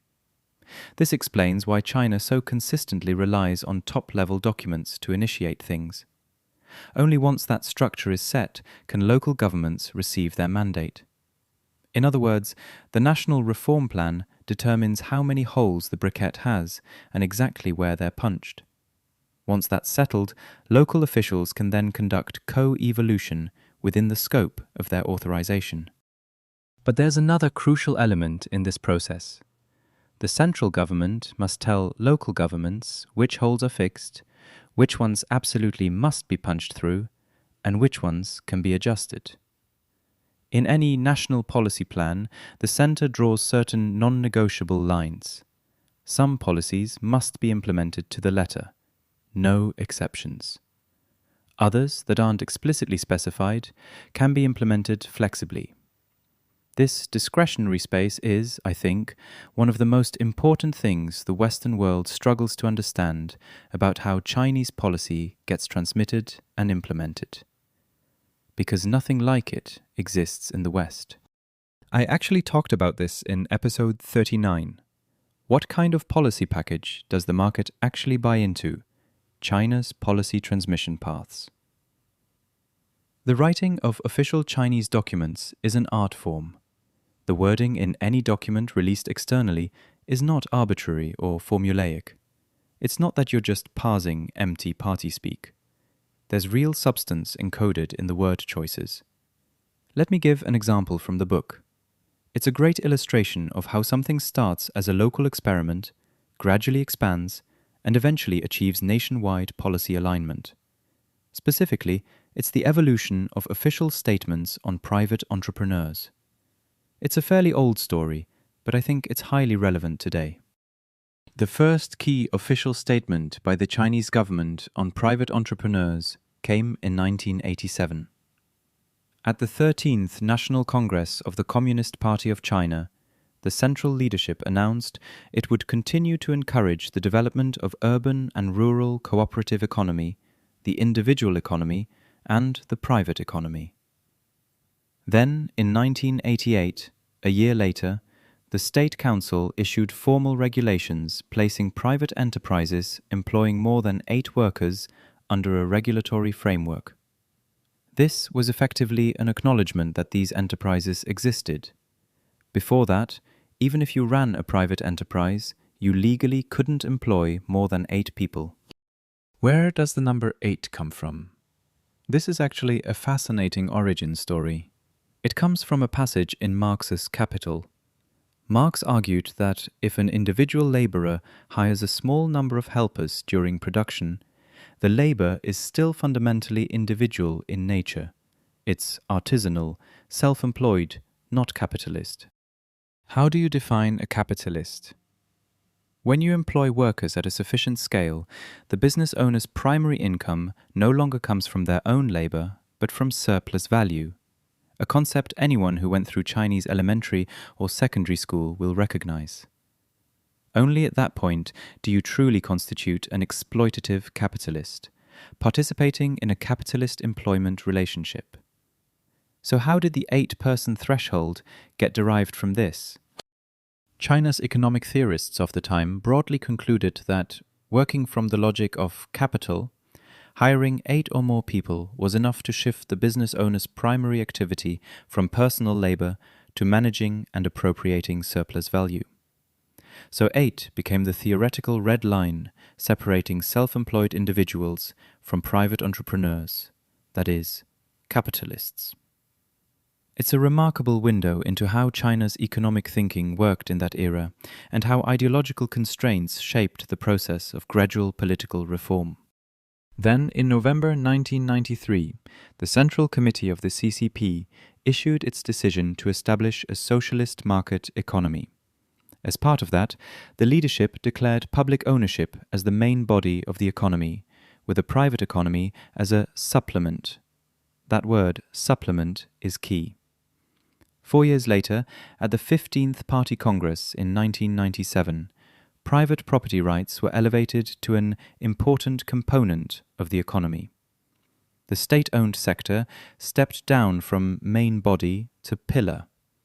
By 1999, this was written into the Constitution, and in 2004, the Constitution was amended again, this time with explicit language stating that the state encourages, supports, and guides the development of the non-public economy. You can see that throughout this whole process, the language shifted, incrementally, one careful step at a time. Both Chen Yingyi and Wu Jinglian, economists who have won numerous awards, have written in their papers that subtle shifts in wording in Chinese politics reflect enormous shifts in ideology. Even the smallest change in phrasing sends a very powerful signal and can trigger nationwide transformation. That's precisely why the Chinese government is so careful and deliberate when it modifies this language. The vast majority of the text has to remain consistent, otherwise it makes people nervous. But when a specific word in the middle changes, it carries meaning. And because every layer of local government will pore over these documents, as will countless enterprises, a single shifted word produces a leverage effect, generating significant ideological and institutional change, far out of proportion to the size of the edit. These institutional shifts in official language were mirrored by real changes in the share of private enterprise in the economy. Since the mid-1990s, before that, township and village enterprises were more prominent, which is a whole other story we don't have time for today, township enterprises began either privatizing or converting into joint stock companies. As the official stance on private enterprise was upgraded step by step, the number of private enterprises exploded. By 2012, private enterprises accounted for more than 60% of China's GDP. China had become an economy driven primarily by private enterprise. If you took an economist from the 1990s, Chinese or Western didn't matter, and teleported them to 2012, they would find this almost incomprehensible. Nothing in the institutional landscape of 1990s China suggested that private enterprise could ever become the dominant economic force. And that's exactly what proves the power of co-evolution. The relationship between government and industry isn't a one-time deal. It's not, we decided this up front and that's that. It's a gradual process. But before it can happen, the tone has to be set. The central government has to lay out the honeycomb briquette structure first, and then, hole by hole, the airflow opens up. On the topic of co-evolution, Professor Eng also discusses something we touched on earlier: the personal relationships that entrepreneurs build with officials. Entrepreneurs can rely on these relationships to resolve local disputes, secure necessary approvals, and so on. I won't go into detail here, but we had a very well-known case in the hustle and bustle of a small town. I talked about it at the time, about a returned overseas Chinese and how the township managed to get the land back from him. It involved personal contacts through clan networks, overseas Chinese connections, all kinds of informal ties before the issue was finally resolved. It illustrates just how intensely personal investment attraction was in 1990s China. You can imagine how problematic this looks to a Western economist trained in formal institutional theory, right? There's no formal property protection. Everything runs on personal relationships. One thing that's very distinctive about China is how important clan ties are. We'll come back to this later when we discuss what Li Lu thinks about how Chinese culture will evolve, but clan ties are relatively weak in the West. In China, however, especially across a very long historical period, returned overseas Chinese and overseas Chinese entrepreneurs could speak local dialects, and the connections they built with local governments through clan networks functioned as an informal substitute for property rights protection. This is genuinely incomprehensible to the typical corporate manager at a Western multinational. Professor Eng's research in Zhejiang and Fujian provinces makes this especially clear, and it explains why those coastal provinces were the first to develop. Their clan ties extended out to overseas Chinese communities and diaspora networks. So when reform and opening up happened, those places were able to draw entrepreneurs back. The book quotes a business owner in Zhejiang who said, "This is my hometown. I know a lot of people.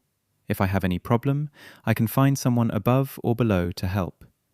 I need people to help me to keep my business going. That's why I came back here." Overseas Chinese business communities played an important role in igniting China's early economic growth out of the poverty trap. At that time, with all those weak institutions we've been discussing, formal property rights protection was essentially impossible. But clan connections filled that gap in their own unique way. And at the same time, these entrepreneurs gained access to an enormous market with enormous development potential. They benefited enormously too. It was genuinely a win-win. Looking at the United States, by contrast, there's no equivalent to the clan-based hometown ties.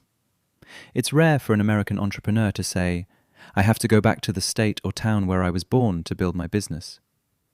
But donation culture in America is remarkably strong. I'm actually in the US right now, visiting libraries, museums, schools. Everywhere you go, even within a single city, you see names engraved on walls, donated by so-and-so. I think this philanthropic impulse has some parallels to Chinese entrepreneurs returning to their hometowns to build businesses. They're different mechanisms, but the underlying attachment to place is similar. So, what's the ultimate result of these two characteristics of coevolution?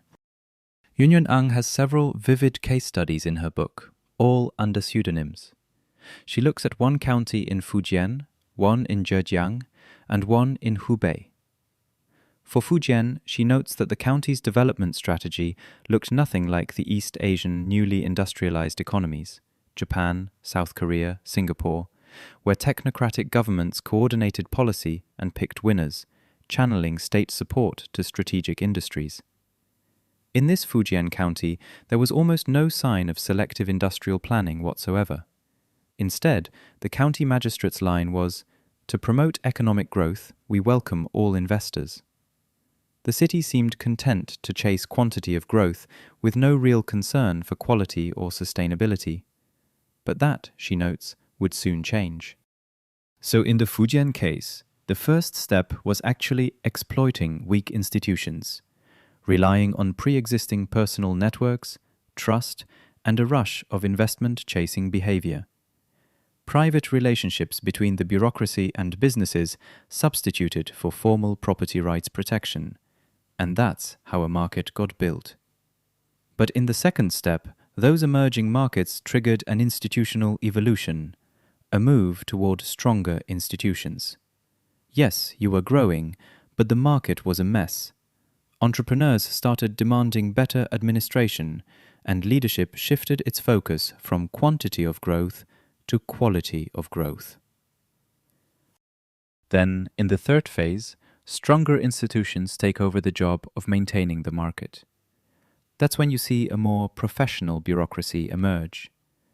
Eng01 points out that, at this stage, petty corruption actually declines, but elite-level grand corruption rises. That's the kind we see in anti-corruption cases today, where officials go down for enormous sums, right? But professional bureaucrats, even alongside that grand corruption, provide a predictable foundation for the market and create advantages for well-connected entrepreneurs. That's the arc of this one Fujian county. There's another really fascinating part of Eng01's book, the co-evolution case studies that play out in two very different places. One county in Zhejiang, one in Hubei. She draws a lot of comparisons between them. I think the comparison captures so much of what's distinctive about China, and it also explains why China was able to pull off what's called the flying geese model. Coastal cities develop first, then that development ripples inland through industrial transfer and so on. I'll give you a quick overview of both cases, because if I went into full detail, we'd be here all day. The Zhejiang case is very typical of a coastal area. Before the 2000s, the county government was relatively non-interventionist. Its main job was to create a supportive environment for an early-stage private economy. Back in the 1980s, this county was already using state resources to nurture collective enterprises and nascent private businesses, and it kicked off property rights reform very early. In fact, well before the central government formally endorsed private property rights, local officials had pored over policy documents and figured out that this was something they could actually do. So they started piloting all kinds of hybrid management arrangements for township enterprises. By 1988, not officially privatized, but effectively, nearly half the county's township enterprises were running under the household contract responsibility system. Another 15% were operating under a leasing model, and 4% had some form of asset leasing arrangement. You can see how far ahead of the curve this coastal county was, and unlike Fujian, it wasn't relying purely on clan networks to attract investment. Looking at everything this county was doing, you'd think they were operating on a very sophisticated playbook. Then, in 1993, when the central government said, "We're building a socialist market economy," this county moved fast. The party committee issued directives to transform township enterprise management. Large enterprises would be reorganized into joint stock companies, private limited companies, or enterprise groups. Smaller township enterprises were simply auctioned off to individuals and converted into fully private firms. In just 2 years, 1993 to 1995, more than 10,000 township enterprises in this county were privatized through various channels. Keep in mind, this county had only about 700,000 residents. That's a remarkable achievement. Yuen draws a sharp contrast with Russia here. Russia's privatization of state enterprises made a tiny group of oligarchs fabulously wealthy overnight, because they monopolized energy and other key industries. China's privatization process benefited a much larger group of entrepreneurs. They were still a minority of the total population, but in absolute numbers, they were vastly more numerous. And because the property transfers happened mainly in light industry, with a much lower entry barrier than Russia's oil and gas sector, the distribution of gains from privatization in China's coastal areas was far broader than anything Russia achieved. Yuen also describes some phenomena in this Zhejiang county that might seem baffling to foreign observers. Party and government officials and state enterprise managers quitting their public sector jobs to start businesses, called xiahai in Chinese. You don't hear that phrase much anymore, but back then it was a real wave. From today's perspective, you might call some of this corrupt, because your government connections and networks become a huge business advantage. But it can't be reduced simply to corruption. Eng01 frames this as a market formation period. That initial small edge snowballed into a massive market advantage, something these early sea jumpers probably didn't even realize at the time. And overall, it was genuinely beneficial for the local economy. There's another fascinating dynamic here. The sprouting private economy, all these privatizations and officials jumping into business, was actually running in direct tension with, even in opposition to, the official national policy of the time. Because if you remember, what was China's big policy priority back then? Attracting foreign investment. From the central government all the way down to county-level governments, like this one in Zhejiang, the system offered extensive incentives to foreign invested enterprises. Tax exemptions, subsidies, you name it. But those same benefits were not extended to local enterprises, especially not private ones. Why? Eng01 draws on other scholars' research to explain this.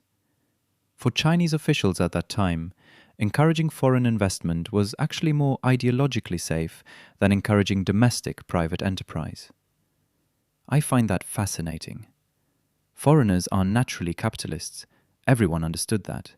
But if you encourage private Chinese capital and Chinese entrepreneurs, that feels like pushing ordinary people toward capitalism. So supporting foreign investment raised no ideological red flags. Supporting domestic private capital, on the other hand, was ideologically fraught. And today, the whole thing has completely flipped, right?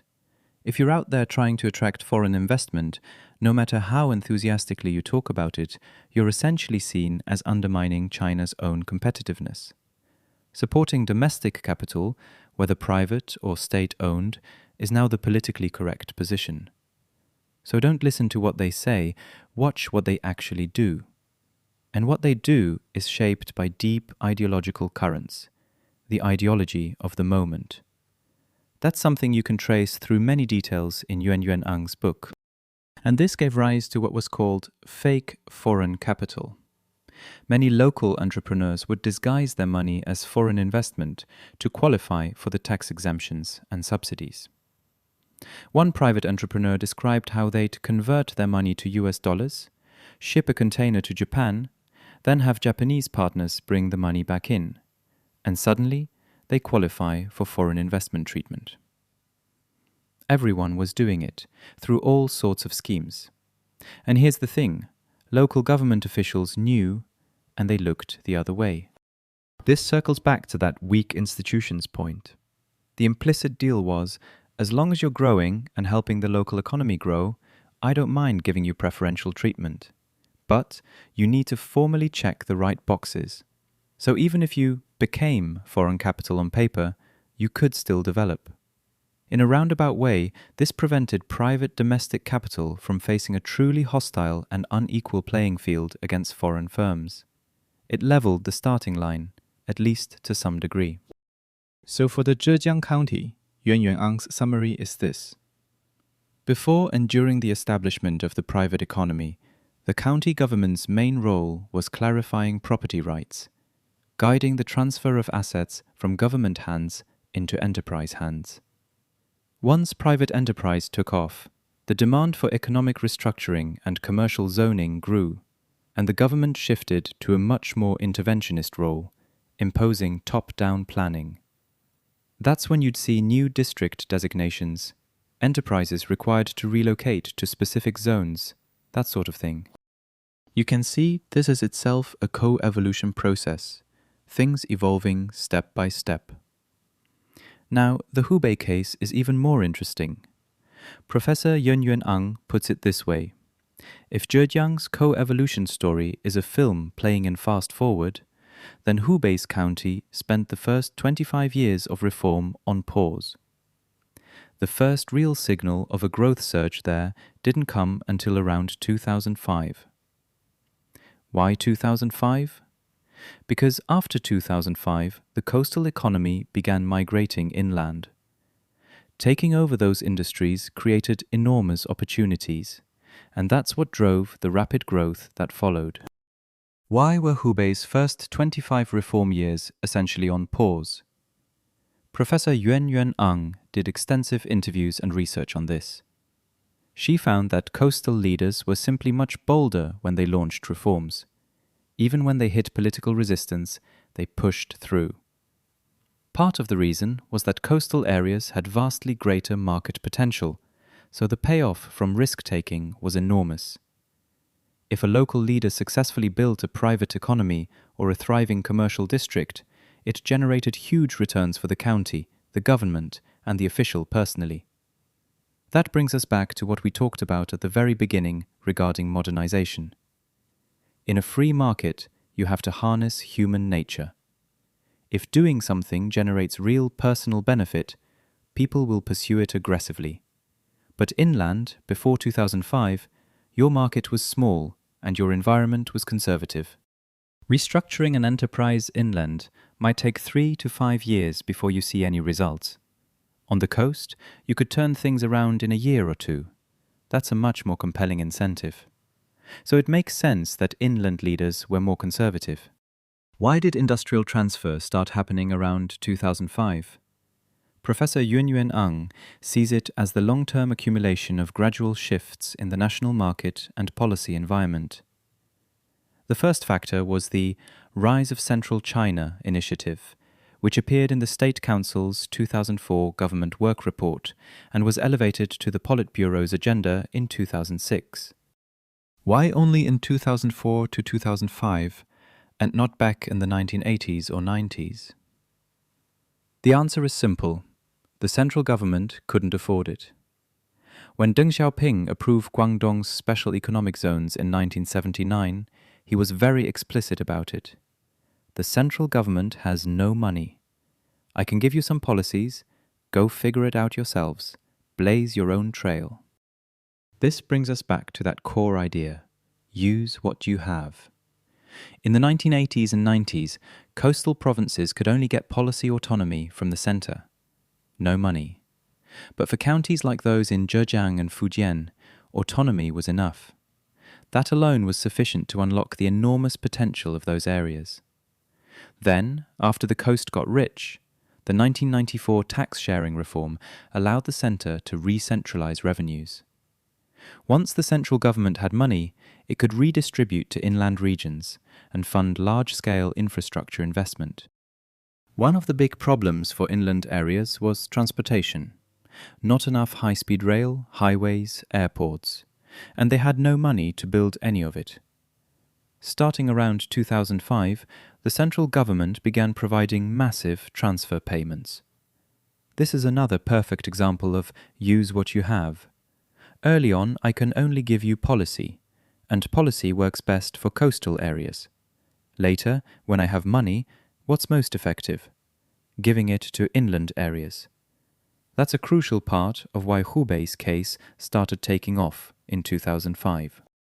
The second factor was that coastal areas were starting to push industries out. Factor costs were climbing sharply. Labour, land, all of it. No need to belabor that point. But there's another important piece. For local officials in inland governments, seeing the coastal success story created a powerful demonstration effect. Once they spotted an opportunity, and they were poor and could see the wealthy example right in front of them, they had every reason to act. In the Hubei case, the county party secretary's 2012 circular to all departments on improving the business environment included this slogan: "Investors are gods. Those who attract investment are heroes. Civil servants are public servants, and harming business interests makes you a sinner." Very blunt, but it tells you exactly what local officials were trying to do. At the same time, you find that these less developed inland areas can't just blindly copy the coastal playbook. They have to make choices about what to imitate and when. The Fujian County, for instance, by 2014 had already moved to dedicated professional investment promotion officials, replacing the old all-hands scramble to attract investment. But the Hubei County couldn't make that leap yet. A local official there explained, "Look at the coastal areas. They've done enough investment promotion work that they don't need to mobilize everyone for it anymore." When you've accumulated more economic activity, investment promotion gets easier. Businesses start coming to you, and you can afford to be selective. The supply-demand relationship flips. Enterprises seek out the investment bureau, not the other way around. But Hubei's county isn't there yet, not enough enterprises. So we have to mobilize the whole district's manpower and resources for investment promotion. Once the economy develops and businesses multiply, maybe then our dedicated investment officials can handle it on their own. It's a highly adaptive, needs-driven approach. One example that comes to mind from my own experience. When I was going around cities in Anhui province looking for local governments, you'd immediately notice that Hefei's investment promotion approach was completely different from the second-tier cities in Anhui. Party secretaries in those second-tier cities could clear time for a weekly breakfast with entrepreneurs, even potential entrepreneurs, to share information and make the pitch for why you should come to them. But try getting a breakfast meeting with the Hefei party secretary. Not happening. There's a huge gap there. At the same time, those second-tier cities are carefully watching Hefei's investment promotion moves, including what's worked for them. As Professor Eng01 writes, observing and learning from pioneers is one thing, but having the capability and market conditions to replicate their strategy is something else entirely. Even within China, lagging regions can't blindly copy what the frontrunners do. They have to adopt approaches suited to their own stage of development and the tasks at hand. That makes it even clearer how absurd it would be for third world countries to simply copy what advanced economies are doing today. Alright, we've spent a good while on the second point, co-evolution. And I think it's genuinely important. It arguably goes further than anything else in explaining why China was able to escape the poverty trap and what kind of validation pattern it established. At the end of this section, Professor Yuen raises an important question. Was all of this intentional? Did the central government deliberately plan for coastal development to transfer to the interior? Looking back at later documents, you might think so. But if you trace the timeline forward, at the moment it was actually happening, there's no evidence the government had that in mind. It wasn't anticipated or designed by any central planner. There may have been a general hoped-for direction, but it was all feeling the stones crossing the river. The central government only started actively promoting industrial transfer around 2000. That was a reactive response, not a proactive grand design. And that actually addresses a lot of Western theories about how China's economic development model works.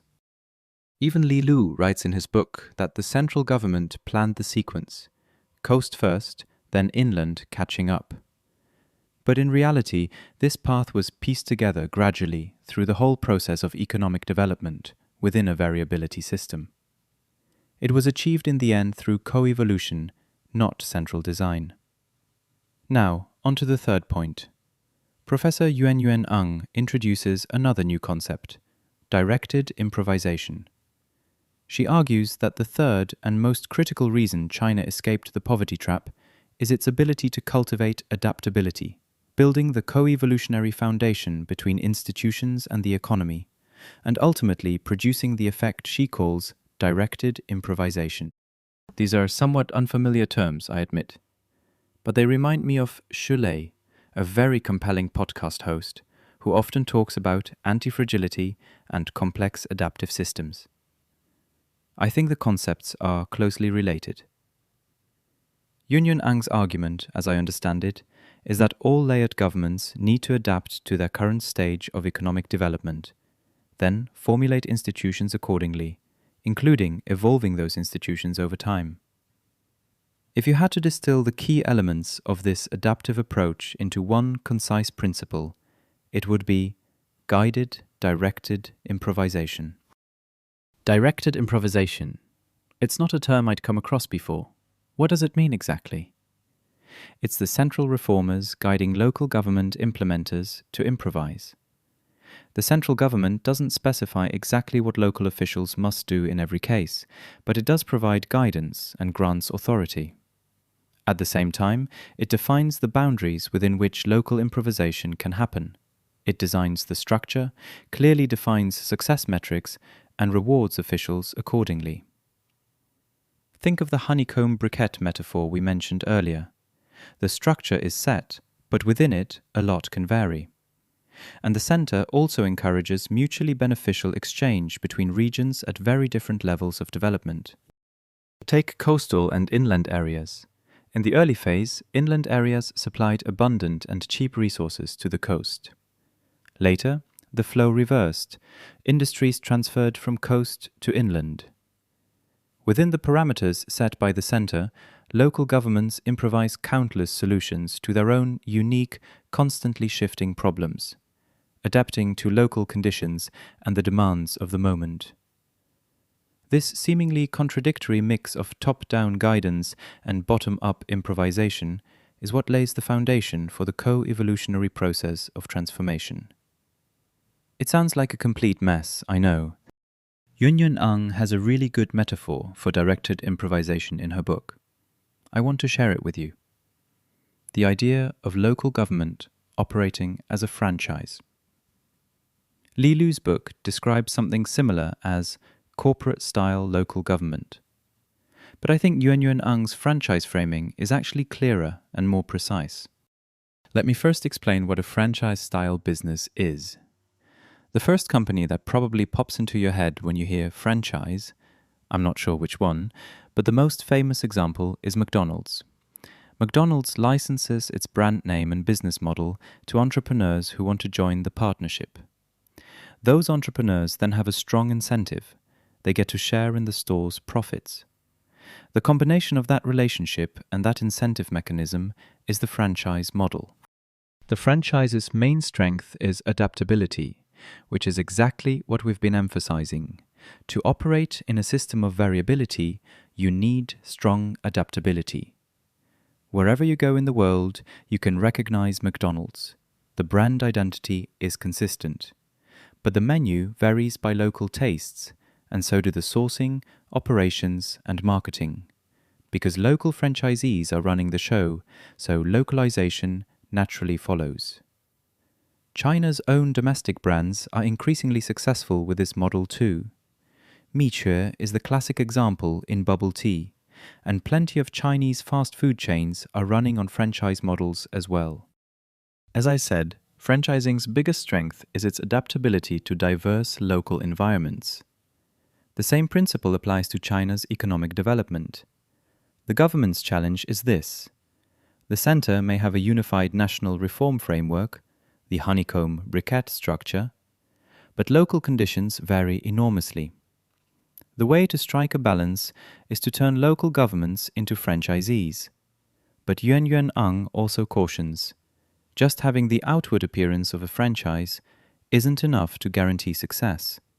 Otherwise, every franchise would be profitable, right?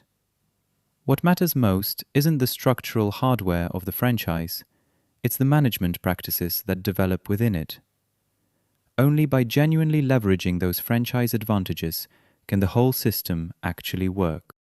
Let's talk about how China's government does franchising, and why it's been able to make it work. One of the most interesting things in Eng01's book is her distinction between two tiers of local government bureaucrats, the elite layer and the non-elite layer. The assessment and reward systems for each are completely different. I think this is something many foreign researchers genuinely struggle to understand. They're all government employees, they're all officials, so how can there be an elite and non-elite distinction? For Chinese listeners, it's obvious. Some cadres are what we call centrally managed officials, and the far more numerous local officials are not. So the division isn't always exactly that clean, but clearly their goals and incentives are very different. For ordinary cadres, what are they after? The local government pays them a fixed base salary, of course, but beyond that, especially in the early years, there was something else. Younger civil servants tuning in today might have no idea what I'm talking about, but if you're older or heard stories from your parents' generation, you'll know. In those days, there was supplemental departmental income. Your official salary, set centrally, was fixed and very low. But there was another variable component, distributed based on fiscal performance: departmental slush funds, or small treasuries. Even after those were officially abolished, performance-linked pay remained. Eng01 calls this the dual-track dividend system within the bureaucracy. This incentive structure means that even frontline officials have a strong motivation to perform. All cadres want to contribute to local business growth, attracting investment, for instance, because the richer the locality, the more supplemental pay they pocket. And at the same time, they have a powerful incentive to generate revenue for their own department, because the more their department brings in, the more benefits they get. This taps into human nature, which brings us back to what we discussed earlier about equality of opportunity versus equality of outcomes. Equality of outcomes is very hard, but equality of opportunity, where every official knows that if I work better and grow my department's revenue, my performance pay goes up this year, that creates enormous drive. But there's a counterbalancing factor. For the elite tier, centrally managed officials and higher-level local leaders, the goal isn't pay, it's promotion. Elite officials chase promotion, grassroots cadres chase pay. That's a fascinating divergence, and it creates a system of checks and balances.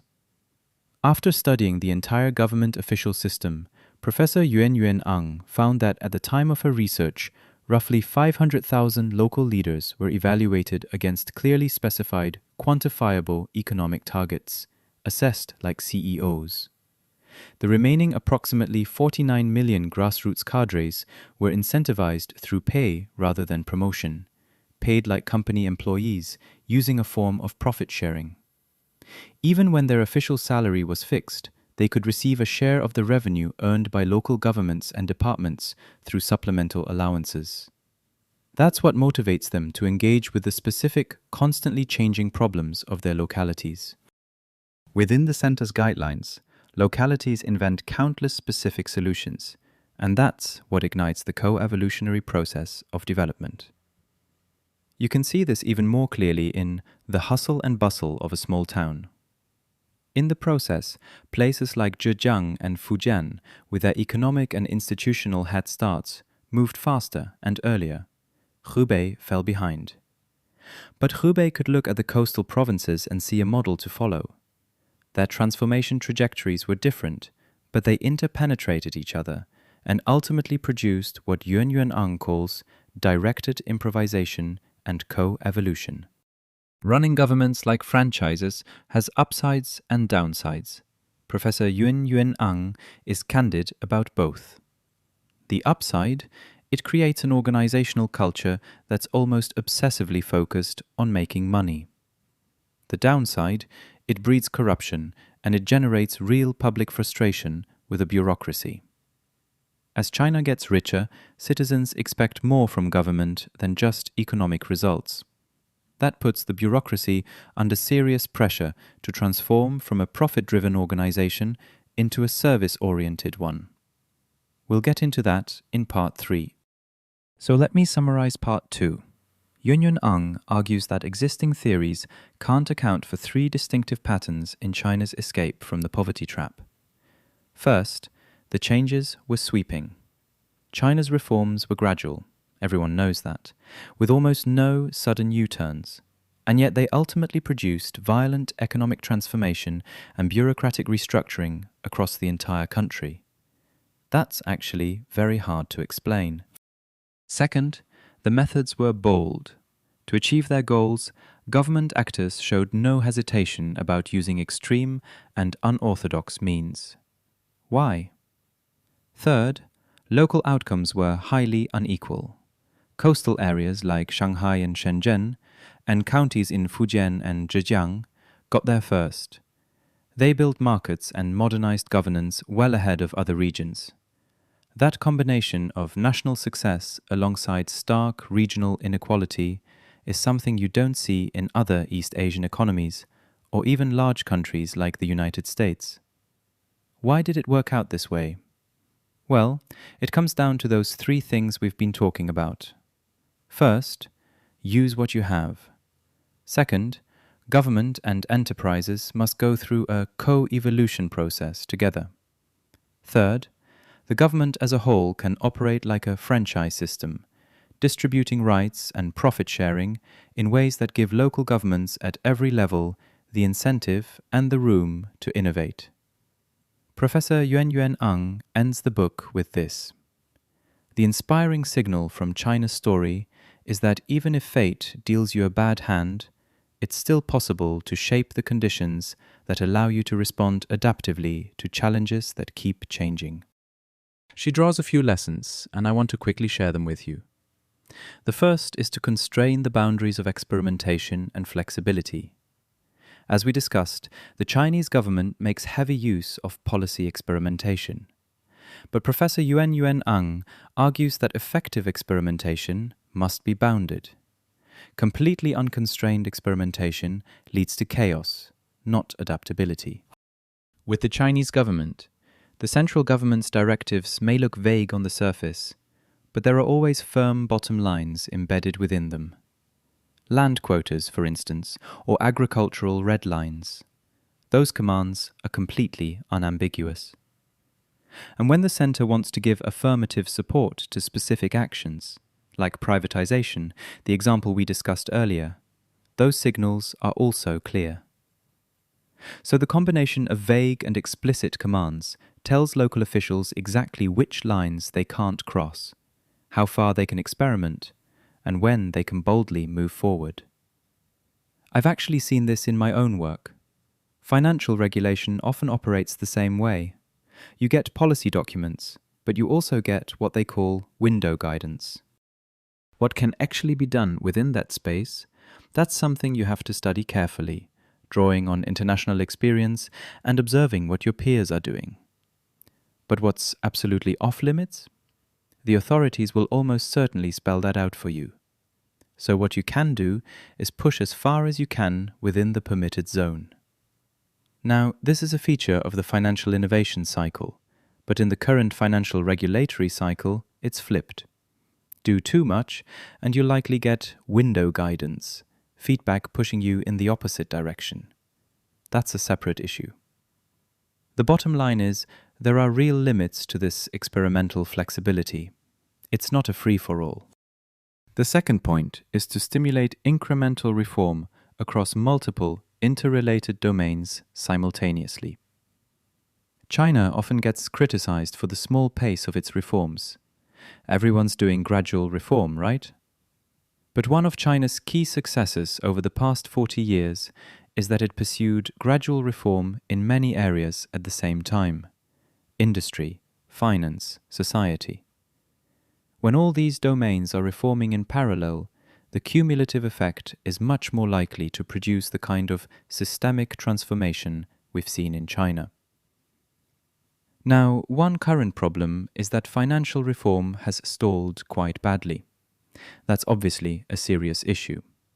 But on the bright side, Hong Kong's financial sector has made a lot of progress in recent years, which has helped fill that gap. China is just so vast that there are always places that can compensate for each other. That's the second point. Third, you must define success narrowly at the start. China's experience shows that to achieve visible results quickly, you need to focus tightly on a small number of goals. After China's leadership launched market reforms, they narrowly defined official success as economic success from the very beginning. Don't worry about other goals, just deliver economic results, and you'll get promoted and better pay. Once those fast economic results were achieved, the scope of reform could then broaden. Now we hear a lot of criticism of the GDP above all mentality.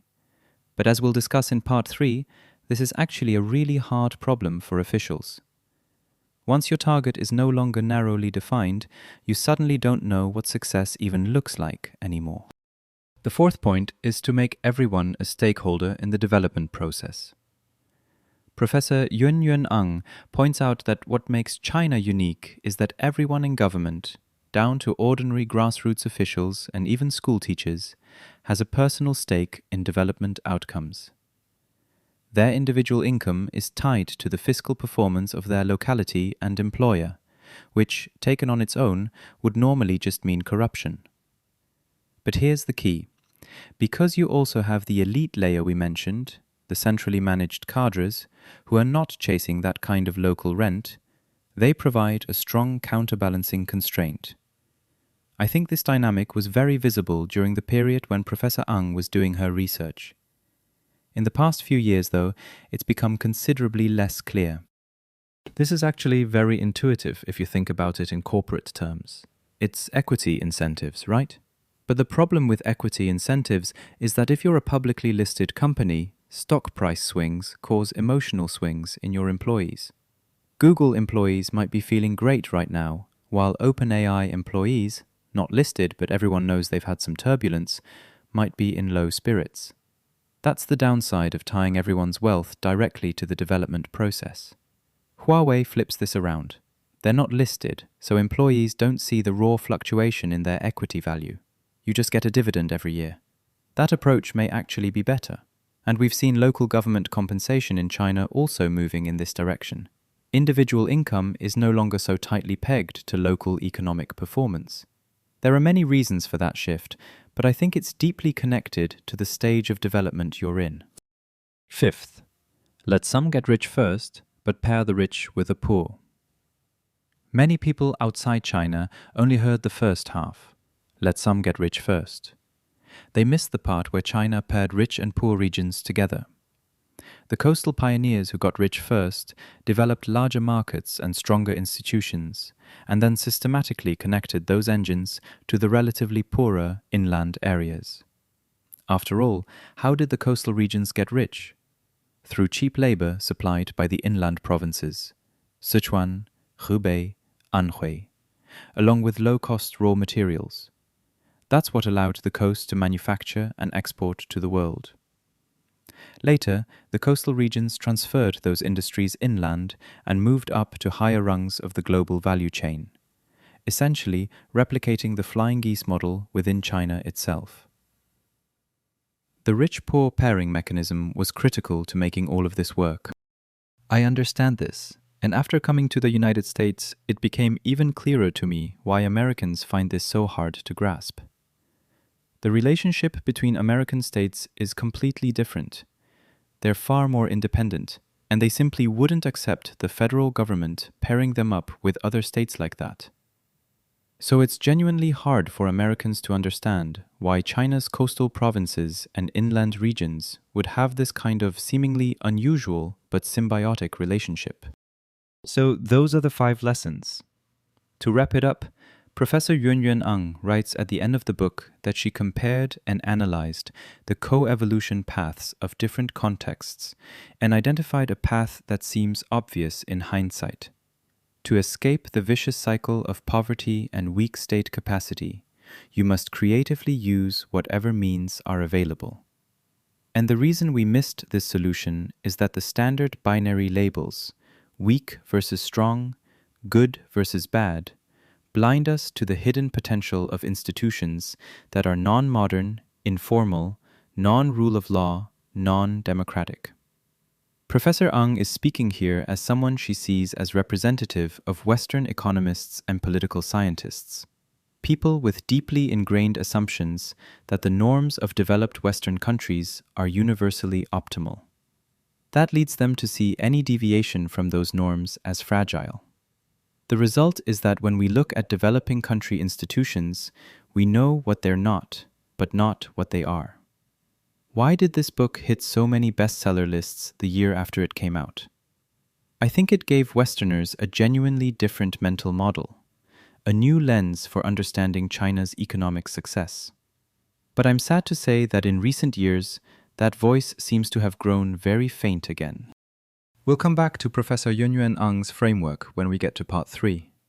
It's not perfect, it can only explain part of the picture. But in my view, it's still the best intellectual framework available for a foreign observer trying to make sense of China's economic trajectory, at least over the past 30 years. Alright, let's move into part 3. What happens next? Honestly, I don't know. You've just heard me cover Part 1 and Part 2, the very ancient story of Western 3.0 civilization and modernization, and China's own entry into modernity, which is more recent but still in the past from our vantage point. So how does all of that leave you feeling? After finishing these two books, my strongest feeling was that they deeply corroborate each other. Why is China so often described as more capitalist than capitalism? It's because China possesses some of those intrinsic qualities we discussed in Part 1, the almost fundamentalist traits of a free market economy. Things like maximizing local government incentives to act, and managing the relationship between government and business. It all looks a lot like what the old British merchant government used to do. And doesn't the relationship between China's coastal and inland regions echo, in some ways, the old relationship between Britain and America? I know the comparison isn't perfect, but it's worth sitting with. We talk a lot about China's unified big market.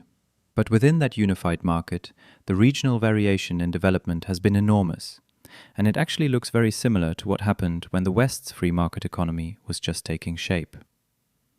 Then there's modern science and technology.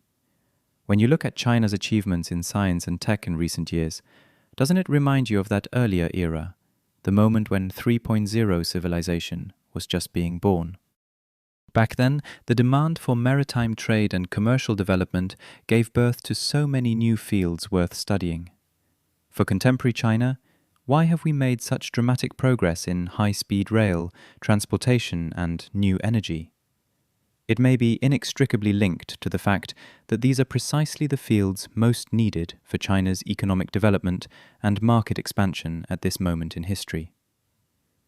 Reading these two books side by side is genuinely fascinating. But here I have to bring in the third book, Dan Wang's Breakneck, China's Quest to Engineer the Future, which I mentioned at the very start. It pulls us back to the United States and to the current dynamic between West and East, and where both might be heading. As I said at the beginning, this is my +1 book. It's not an academic work, and it doesn't offer the sweeping, grand narrative that Li Lu's book gave me. It's more personal, more impressionistic. The whole lawyer country versus engineer country framing feels more like a conceptual sketch than a rigorous thesis. But I still think it provides a fascinating mirror between the United States and China. And his prose is genuinely beautiful. Even if your English isn't perfect, run it through AI translation and you'll still feel the quality of the writing. There are a lot of personal reflections in there that I really want to share with you. He opens with a comparison between California's high-speed rail and China's.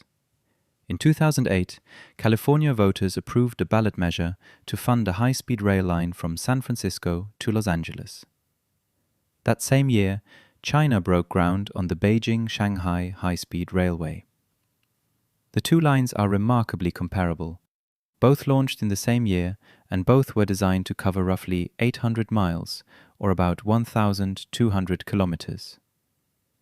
China opened the Beijing-Shanghai line in 2011. It cost $3.6 billion to build, and in its first 10 years of operation, it carried 1.35 billion passengers. 17 years after that ballot measure passed, California has built only a short stretch of track connecting two Central Valley cities, both far from San Francisco and Los Angeles, at an estimated cost now of $12.8 billion. Why so expensive? Partly because politicians demanded that the route add stops in their districts, forcing the line to detour around extra mountain ranges. Another reason, as Dan Wang describes, is that the California High-Speed Rail Authority has been more interested in publicizing how many high-paying jobs it's created than how many miles of track it's actually laid. The official forecast now is that the first segment won't open until sometime between 2030 and 2033. That's a planning window of 3 years, attached to a total delay of 30 years. You genuinely don't know when it'll open. And that total timeline is roughly comparable to how long it took China to build the entire Beijing-Shanghai line end to end. This example really illustrates the enormous gap in infrastructure execution capacity. But this isn't just a China-US thing. I lived in Japan a couple of years ago, and the new maglev Shinkansen from Tokyo to Osaka has been talked about for years, and it too keeps getting delayed. The reasons are both political and social. Some communities simply don't want the line running through their area. Maglev also produces different noise and vibration issues compared to conventional high-speed rail, which adds to local resistance. And then some areas are lobbying to have the line rerouted through their community. There are just too many parties to coordinate. So even though Japan still has formidable manufacturing capabilities, these political, institutional, cultural, and social factors have pushed its infrastructure construction well below what was originally envisioned. But it wasn't always like this for Western countries or Japan. Today I've been trying to bring you to a more historical vantage point. The West's entry into 3.0 civilization and China's escape from the poverty trap happened at very different moments in time. But if you look at the two civilizations at the same stage of their development, the contrast is stark. I have a very vivid illustration of this. Yesterday, I was riding the New York subway chatting with a friend, and he mentioned that the subway had just introduced a new route map this year. He thought it looked much better, cleaner than the old one. I looked it up and found that the new map is actually a redesign based on the 1972 New York subway map. In other words, 50 years later, New York's subway decided to go back to its original diagrammatic style. But what really struck me was opening that 1972 map and seeing how dense it already was. Like a spider's web, more than a dozen lines covering Manhattan, Brooklyn, and much of the city.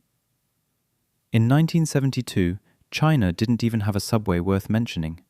Its roads and railways were in a completely different universe.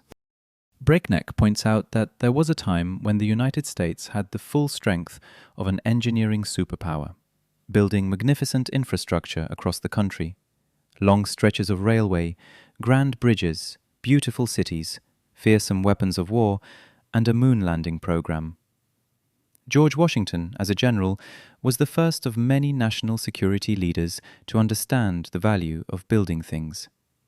A young officer named Dwight D. Eisenhower once spent 2 months driving, or more accurately, bumping, across the country from coast to coast. And when he became president, he set about building the interstate highway system.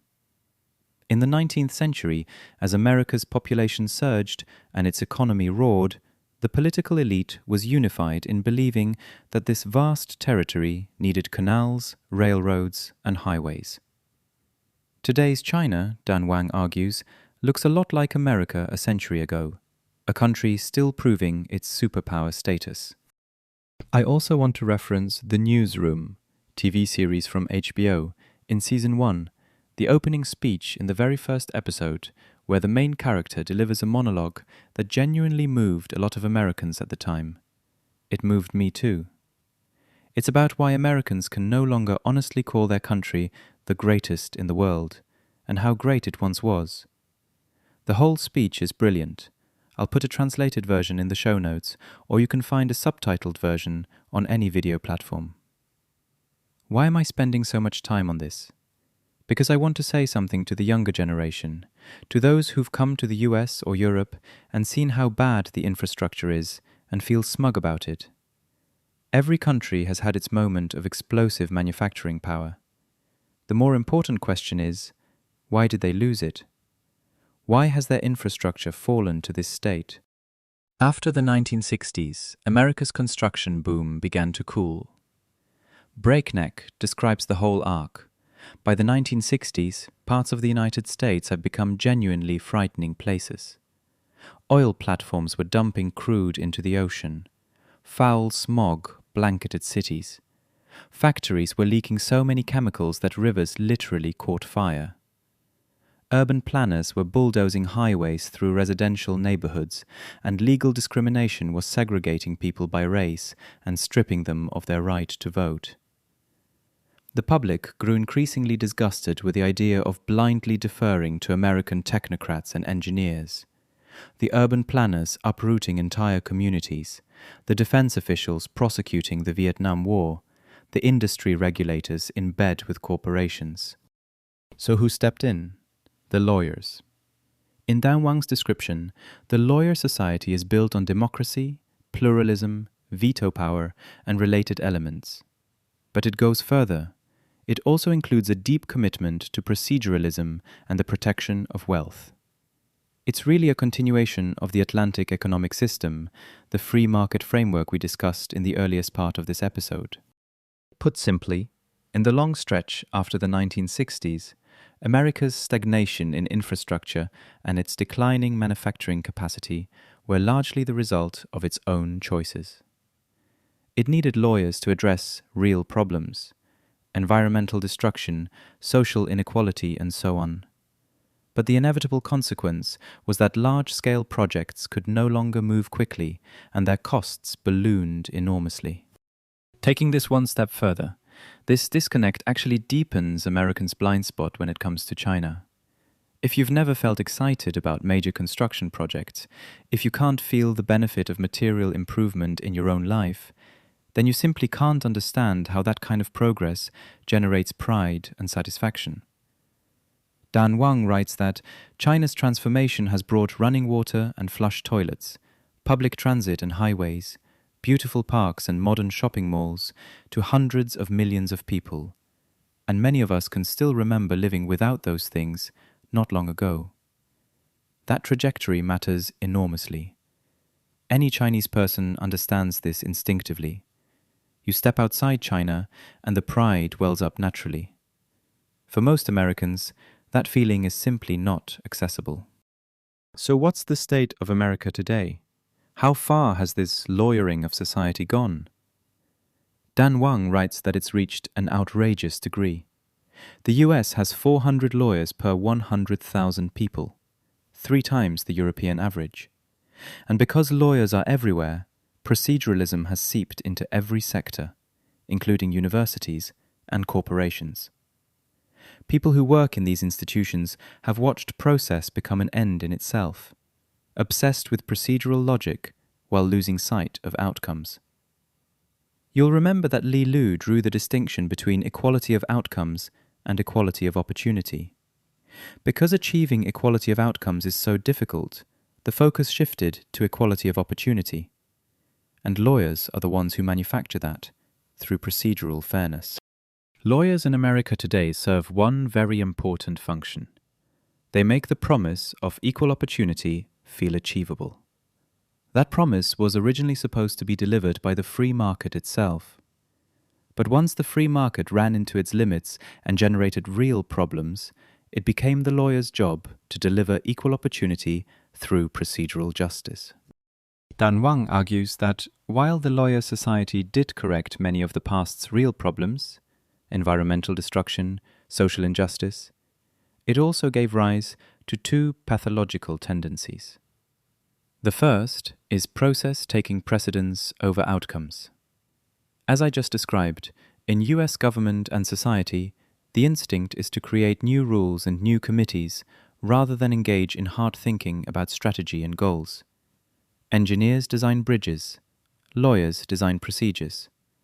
University of Michigan law professor Nicholas Bagley, in his landmark paper, The Procedure Fetish, argues that the federal government requires agencies to complete all foreseeable research, explore all feasible alternatives, consult all identifiable stakeholders, and submit to the most stringent judicial review before any action, no matter how trivial, can take effect. So in a lawyer-dominated society, more rigorous process is treated as the universal cure for every problem. Face a new challenge, design a new procedure, which typically means longer bureaucratic deliberation, wider public consultation, and stricter judicial oversight. The second problem with the lawyer society is that it systematically favors the wealthy. Lawyers tend to become advocates for the rich, helping wealthy property owners block development projects or designing elaborate tax strategies on their behalf. and many lawyers are themselves part of the wealthy class. In 2023, the Wall Street Journal reported that Wall Street lawyers now earn more than bankers. In 2024, the New York Times went further, saying lawyer salaries are now comparable to NBA players. Many of the problems we see in the United States, crumbling infrastructure, broken institutions, simply aren't obstacles for the wealthy. New York's subway may be in terrible shape with no prospect of expansion, but real estate developers can still build slender luxury towers in Midtown for billionaires. California may not be able to control its wildfires, but plenty of rich people can afford private firefighting services. The real victims of this broken lawyer society are the poor who are stuck navigating bureaucratic nightmares to apply for food stamps. The poor who have no choice but to ride dilapidated public transit. And people like me, the ones who stand to benefit most from new public infrastructure and who are being failed the most. Thinking through all of this actually gave me a deeper understanding of why MAGA is so popular in America. These aren't just feelings from deep red rural states. Even if you live in New York or another major American city, you can feel the drag that procedural justice places on economic development, and the way that bias toward the wealthy entrenches class division. It's natural to place some hope in Trump, who at least promised to go after the deep state and fix the dysfunction of the so-called entrenched government. Although I think he can't solve the second problem, because Trump himself is part of the wealthy class and will inevitably represent their interests.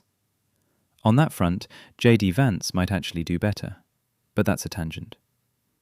The point is, Dan Wang's portrait of the lawyer society and its consequences is very compelling. Whether or not lawyerism is the key factor or the only factor behind these dysfunctions, the phenomenon he's describing is very real and very visible. On the other side, when Dan Wang describes China's engineer culture, one particular passage really stayed with me. He's talking about the Chinese approach to architecture and what it reveals about Chinese attitudes toward craft knowledge. He draws on a favorite sinologist of his, the Belgian writer Simon Leys, specifically the essay collection Hall of Uselessness. In one essay titled Chinese Attitudes Towards the Past, Leys explores the construction techniques of Chinese master builders. Dan Wang read it, and so did I. It's genuinely fascinating. I'd recommend it to anyone interested not just in architecture, but in Chinese engineering culture more broadly. Think about architects throughout history. A core goal has always been to defeat the erosion of time. Ancient Egypt, medieval Europe, they built with stone. Magnificent pyramids and cathedrals. The marble of the US Capitol feels like it could stand for 1,000 years without problem. But ancient China seems to have largely avoided this kind of architecture. Why? Did the Chinese not know about the power of stone? Of course they did. The mausoleum of the first Qin emperor and the terracotta army show they knew how to work with durable materials. Yet you find that so much Chinese architecture deliberately uses materials that are highly prone to decay, even fragile ones. Leys offers a theory, though I think it represents just one way of thinking about this. He suggests that Chinese architecture deliberately submits to the flow of time. Temples built from wood, sometimes even cardboard for wall panels. Chinese architecture has an inherent impermanence built into it, requiring frequent renovation. His argument is that in the Chinese conception, eternity should not reside in buildings, it should reside in the builders. So Chinese craftsmen forsake durable materials and embrace transience, thereby ensuring the eternal survival of the spiritual practice. I'm not sure this theory is the whole truth, but the example he gives next is one I know intimately, because the shining embodiment of this philosophy isn't in China at all. It's Japan's Ise Shrine. I happened to visit the Ise Shrine back in July, and I was genuinely awestruck. The shrine itself is remarkably simple, built entirely from wood and thatch. It's the holiest site in Japanese Shinto, yet it's utterly unmonumental. And more importantly, since its first construction in 690 AD, it has been completely rebuilt every 20 years. The rebuilt shrine is constructed right next to the old one. There are 2 adjacent sites, and they alternate back and forth every 20 years. In 2033, the Ise Grand Shrine will undergo its 63rd reconstruction. When I visited, I was right in between 2 cycles, and there were posters everywhere telling you the next rebuilding is 8 years away. Why do this every 20 years? Leys analyzes that it reflects a Shinto belief in spiritual renewal. He thinks the shrines were modeled on granaries, rice storehouses, and that the deity worshipped is essentially an agricultural god. Granaries themselves decay over a few decades, so if you want to preserve the knowledge of how to build them, you have to rebuild them regularly. And 20 years is exactly 1 generation's cycle. That's why the guardians of the Ise Grand Shrine are so committed to passing the memory of reconstruction to the next generation. Japanese journalist Junko Edahiro, who witnessed the 60-second reconstruction firsthand, heard an elder craftsman turn to the young workers and say, "Next time, it's up to you." I saw that with my own eyes at the shrine, so reading that passage really hit home for me.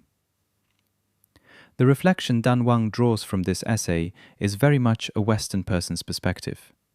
He says that seeing the Ise Grand Shrine and the planning and rituals embedded in Chinese architecture made him wonder, how much practical knowledge has the West already given up? You'll recall that Notre Dame Cathedral of Paris caught fire in 2019. News reports at the time revealed that the knowledge of how it was built had largely been lost. The specific bricks, the specific craftsmanship, nobody knew exactly how to restore it. That knowledge had vanished. The Sagrada Familia in Barcelona faces a similar situation. So Dan Wang writes, "I dare assert that the Ise Shrine, built of wood, will outlast the stone pyramids and cathedrals. Because when you embrace process, you place eternity in the hands of people, not in monuments. And we shouldn't think of technology as a collection of cool objects. We should think of it as a living practice. That's much closer to what China and Japan have been doing." By now you can probably see why Dan Wang chose this example. China's engineer culture isn't just about concentrating resources to get big things done. Equally important is that China, at least so far, places enormous value on process knowledge. And that kind of process knowledge is increasingly scarce in the West. Boeing and Intel have both hemorrhaged technical expertise. The National Nuclear Security Administration in US discovered that because production records hadn't been properly preserved, and all the personnel who held the relevant knowledge had retired, the agency could no longer manufacture the classified material used to detonate nuclear weapons. It then spent $69 million relearning how to produce it. Dan Wang writes that process knowledge is so hard to preserve because it lives primarily in people's heads and in the patterns of relationships between technicians. It's embodied in experienced practitioners. His example? In a labor market like Shenzhen, someone might work in an iPhone factory this year, move to another phone manufacturer next year, and then start a drone company the year after. The whole city becomes a community of engineering practice. Factory owners, technical engineers, entrepreneurs, investors, and researchers all coexisting and cross-pollinating with the world's most experienced high-end electronics manufacturing talent. Silicon Valley used to be like that too. Now it's missing critical links, manufacturing workers, more foundational engineers, all outsourced to India, China, or elsewhere. And the value of an engineering practice community like this far exceeds the contribution of any single company or individual engineer. If you ask me, the process knowledge Dan Wang describes will probably be replaceable by AI and robots eventually. It will certainly happen someday, but it takes time. This isn't something that happens in 1 year, 3 years, or 5 years. It may take much longer. The problem is, if that knowledge has already been lost, Even AI can't recover it. AI is ultimately only a synthesis of what humans have already documented and recorded. This makes me want to call back to another book I introduced earlier, The Nature of Technology by Brian Arthur. It's a fascinating read. Arthur talks about technology as process, not just as objects. A jet engine, for example, isn't just a piece of equipment, it's a metabolic process technology, a whole system of interacting processes. It's like the calling relationships between subroutines in a computer program, each echoing and triggering the others. And unlike a strict sequential computation, these interactions can be continuous and simultaneous, some components switching on, others off, others running steadily, generating what we call a technological combination. On one level, this maps closely onto the co-evolution process we discussed earlier. But on another level, it also captures exactly the kind of process knowledge Wang is describing. You genuinely cannot capture it by writing a good book or a technical manual. It's far more complex than that. It can only be reproduced and further developed when the community exists, the engineering practice community we just talked about. Without that community, the technological system simply can't perpetuate itself. Getting back to Wang's book, why have I spent so much time in Part 3 on the Lawyer Society and Engineer Society contrast and on process knowledge? Because it's central to the question of how the China-US technology competition will actually play out. Wang offers a useful framework. He says technology means three things. First, tools. Second, explicit intellectual property, recipes, blueprints, patents, that kind of thing. And third, process knowledge, the proficiency gained through practical experience, which is very hard to convey. If you rephrase those three, tools, explicit knowledge, and tacit knowledge, China, as an engineer country built around manufacturing, has accumulated deep reserves of that tacit process knowledge. And as he keeps saying, Shenzhen is the best embodiment of this. Shenzhen has become the Silicon Valley of hardware. The latest drones, the latest imaging electronics, the latest robotics, they're all born in Shenzhen. Not just because it has the tools and the explicit knowledge, but because it has the tacit knowledge too. Historically, manufacturing has moved through a continuous process of upgrading and geographic transfer, from Europe and America to the four Asian tigers, and then to China. But why does China today seem to resist passing manufacturing on? It tends to keep all the manufacturing links in-house, whether in Shenzhen itself or relocated to other parts of China. It's precisely because China is an engineer country. The prospect of losing its manufacturing base is genuinely frightening to it. So we can see that the latest 15th five-year plan explicitly calls for maintaining manufacturing's share of the Chinese economy, basically stabilizing it somewhere around 25 to 30%. It's currently around 35%, which the government does think is too high. They want to grow consumption's share, but they're absolutely committed to protecting manufacturing's position. The reason is that China now holds all this process knowledge, and once you shift an industry abroad, that knowledge may be gone from here permanently. On the flip side, Americans are far more focused on tools and explicit knowledge, on the creation of tools and blueprints. Wang quotes a 2010 remark by Andy Grove, the legendary former CEO of Intel. Grove said that America needs to spend less time obsessing over mythical eureka moments of invention and a lot more time on scaling production. Grove witnessed firsthand how Silicon Valley drifted from doing both invention and manufacturing to focusing almost exclusively on the former. He understood deeply that when R&D loses its feedback loop with the production process, the entire technology ecosystem starts to decay and eventually disappears. Coming back to the Shenzhen example, Wang points out that America has long wanted to replicate Shenzhen's success. The problem is that Americans' understanding of that success model is still pretty shallow. He and his wife have been researching Shenzhen's technology ecosystem for years. In 2015, the Austrian government brought in his wife to advise them on building a Shenzhen in the Alps. In 2016, the White House invited her to brief government officials on how America could learn from Shenzhen. But after talking with all these institutions, she realized they all missed the point. They were still fixated on individual inventors or individual companies, rather than seeing Shenzhen as a community of engineering practice. That obsession with invention is exactly what makes it so hard for Silicon Valley to see China's real strength.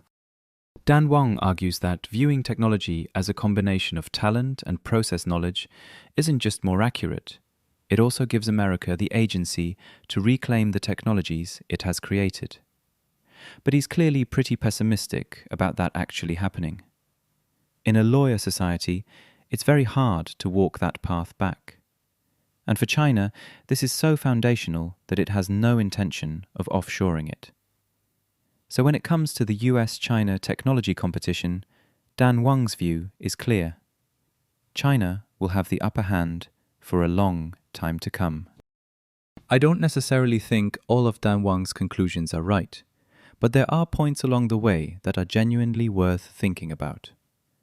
They connect closely to two concerns I have about China's continued modernization, which I'll get to now. For each of those two concerns, I'll share some solutions I found in the books by Li Lu, Eng01, and Dan Wang.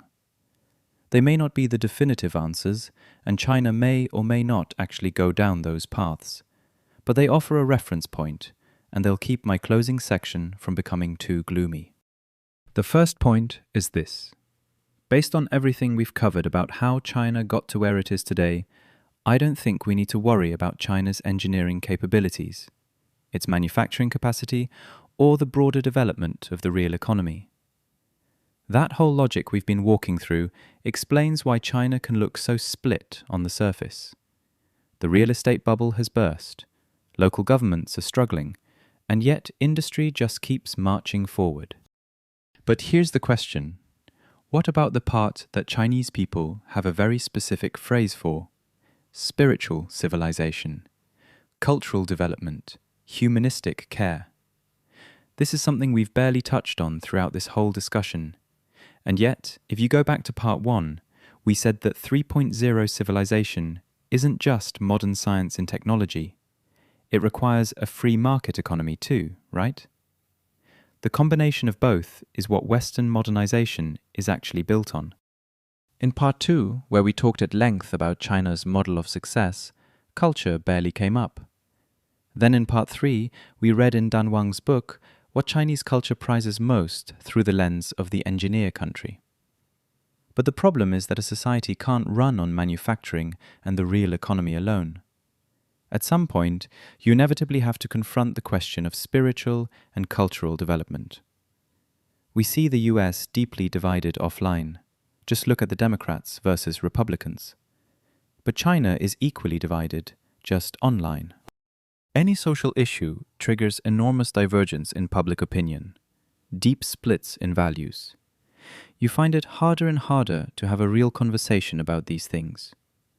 Part of it is the age we live in, the problem of social media, but I also think it has a great deal to do with the state of China's cultural development right now. If a country lacks humanistic care, lacks media oversight, lacks progress in these areas, where does its modernization go from here? And here's where one of our 3 authors offers an answer, Li Lu. In his book, Li Lu actually lays out a prediction for China over the coming decades, including how culture might evolve. His view is this. The most likely future for Chinese culture is a revival of traditional culture and its modernized evolution. I was genuinely surprised when I first read that. After all, Li Lu received most of his higher education in the United States and has lived there for decades. And yet, he doesn't think China should adopt the full Western cultural model. He believes China should revive and modernize its own traditional culture. But the more you think about it, the more it makes sense. Because Li Lu is a committed believer in evolution. What does that mean for culture? Any culture is a product of its history and geography.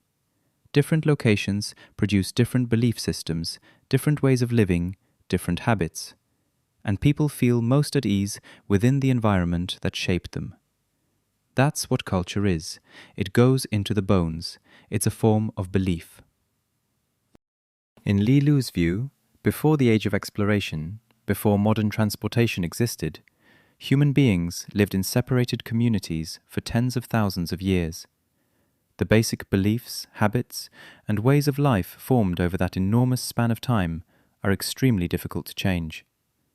So Chinese people's abandonment of their own culture and their wholesale embrace of Western culture was entirely the product of a particular period in modern Chinese history, an exceptional moment.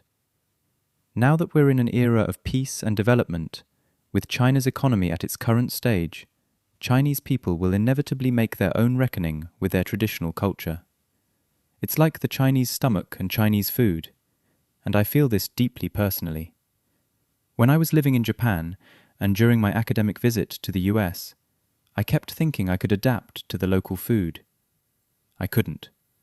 A Chinese stomach needs Chinese food. In the same way, Li Lu believes Chinese people need to return to an identification with their own culture. That's the first element of cultural revival, and if that can actually happen, I think it speaks directly to the concern I just raised. So what is the essence of Chinese culture? In my episode from Master of Investment, I talked in more detail about Li Lu's deep appreciation for the scholar-bureaucrat tradition, the scholar officials, also known as 士大夫. He actually considers Charlie Munger to be an American scholar-bureaucrat, and he has enormous admiration for that whole framework of cultivating the self, ordering the family, governing the state, and bringing peace to the world. From a social standpoint, Li Lu believes China's cultural revival means giving Chinese people and Chinese society a shared moral and ethical foundation, a common set of beliefs that people can actually build their lives around. Without that foundation, he argues, achieving lasting modernization or moving toward the next stage of civilization will be very difficult. But at the same time, traditional culture also has to evolve. It has to adapt to the demands of a modern technological civilization. He points out that during Western modernization, culture went through the Renaissance, the Reformation, and the Enlightenment, and it was that process that made culture an organic part of 3.0 technological civilization. And there are values within Chinese traditional culture, things like hard work, and the deep emphasis on education and family that Li Lu believes aren't just suited to the agricultural civilization of 2.0, they can shine just as brightly in a technological civilization. With that in mind, he makes two very specific proposals. The first proposal is about the 5 relationships, the Wu Lun. The 5 relationships are an ethical and moral system that was well suited to agricultural society, to a world of close-knit communities where everyone knew everyone. But in the age of technological civilization and the free market economy, most human interactions are actually between strangers, and that's a problem Chinese traditional culture has never really solved. This gap shows up in how Chinese people tend to behave with strangers. Our levels of honesty and trust with people we don't know have always been relatively low. And if you're interacting with strangers more and more every day, but haven't built a framework for those relationships, it becomes very hard to maintain a good social order. So Li Lu's proposal is to add a 6th relationship alongside the 5, one that defines how we relate to strangers, and to use that as the foundation for rebuilding a society built on trust and integrity. We do see honesty mentioned prominently in China's socialist core values. But the problem is, it hasn't been internalized into the actual cultural fabric of Chinese life. Li Lu's argument is this: if you embody benevolence, righteousness, propriety, wisdom, and faithfulness, if you're genuinely that kind of person, how should you treat a stranger? With honesty. He sees honesty as the key. And the sixth relationship's principle of honesty doesn't mean telling the whole truth at all times. It means not telling lies, not deliberately misleading the other person, and certainly not intentionally deceiving them. The opposite of honesty is deception. That's why he defines it that way. He believes honesty between strangers is an achievable moral baseline and one that pays dividends. Because mutual trust enables better exchange, and exchange creates added value. Since it benefits everyone, it's something that can genuinely enter into our traditional cultural framework. I find this framing quite interesting, actually. In Western societies, the relationship between strangers is governed on two fronts. Christianity sets the moral principles, and law provides the legal floor of minimum honesty. But in Li Lu's view, law isn't even the best model. Instead, the sixth relationship's principle of honesty, backed by effective government mechanisms like rewards and penalties, should become one of the core ideas of Chinese culture. And why is this arguably better than law alone? It's because China already has the traditional 5 relationships. When honesty becomes intertwined with that existing network of human relationships and obligations, you get a multiplier effect. It doubles, it compounds. This can be a much more powerful driver of economic and social progress. In the Western system, law provides an additive effect. But Li Lu believes China's traditional cultural framework can deliver a multiplier effect instead. That's his argument. The second element is equally important. Li Lu argues that what Chinese traditional culture most needs to absorb from technological civilization is rational thinking and scientific methods, especially the application of rational thinking to social and humanistic problems. That's one of the defining features of a technologically civilized society. And here too, he finds roots in Chinese tradition. As we know, China's traditional political thought and cultural philosophy has always drawn from 3 main schools: Confucianism, Taoism, and legalism. It's been a blend of those 3. Confucianism emphasizes moral ethics and social order. Legalism focuses on rewards, punishments, and their enforcement. Taoism regulates the balance between government and society, between the state and the people. Throughout China's thousands of years of history, it's essentially been a mix of these 3. And the specific proportions of that mix were actually a key determinant of political success or failure in China's agricultural 2.0 civilization. Take Qin Shi Huang. He leaned hard into legalism, which worked brilliantly in wartime. But in the early days of a peacetime empire, with light rewards and heavy punishments, and none of Taoism's moderating rhythm during a period of massive social change, the society was pushed to its breaking point. And the Qin dynasty fell in a single generation. Then how did the rule of Yuen and Jing come about? Emperors Yuen and Jing governed with Taoism as their foundation, nurturing the country, letting it heal and breathe, allowing the people and the state to recover their vitality. Then Emperor Wu came along, pushed aggressive expansion through strict legalist rule, and society was battered again. It wasn't until Emperor Shun that the Taoist approach was restored and recovery could begin once more. Now let's apply these 3 schools of thought to today. Li Lu draws a very interesting set of correspondences. Taoism has always advocated governing through non-interference, and a non-interventionist government happens to align perfectly with the logic of a market economy. Legalism's framework of rewards and punishments clearly needs to be updated for the new era, because government rewards are no longer the most important, let alone the only, source of individual achievement. And Confucianism's moral ethics and social order also need to be rebalanced in how they define the relationship between the individual and the collective. But Li Lu adds one more: Mohism, one of the 100 schools of thought of pre-Qin China. Mohism emphasizes respect for individual worth, commitment to peace, universal love and justice, and the pursuit of logical thinking and an early scientific spirit.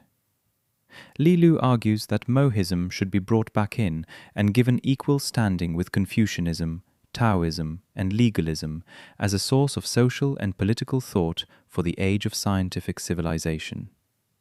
This is a fascinating idea, and I honestly don't know how practically viable it is. But what you can see is that Li Lu is genuinely serious about trying to distill from Chinese traditional culture the elements that are most compatible with modern civilization.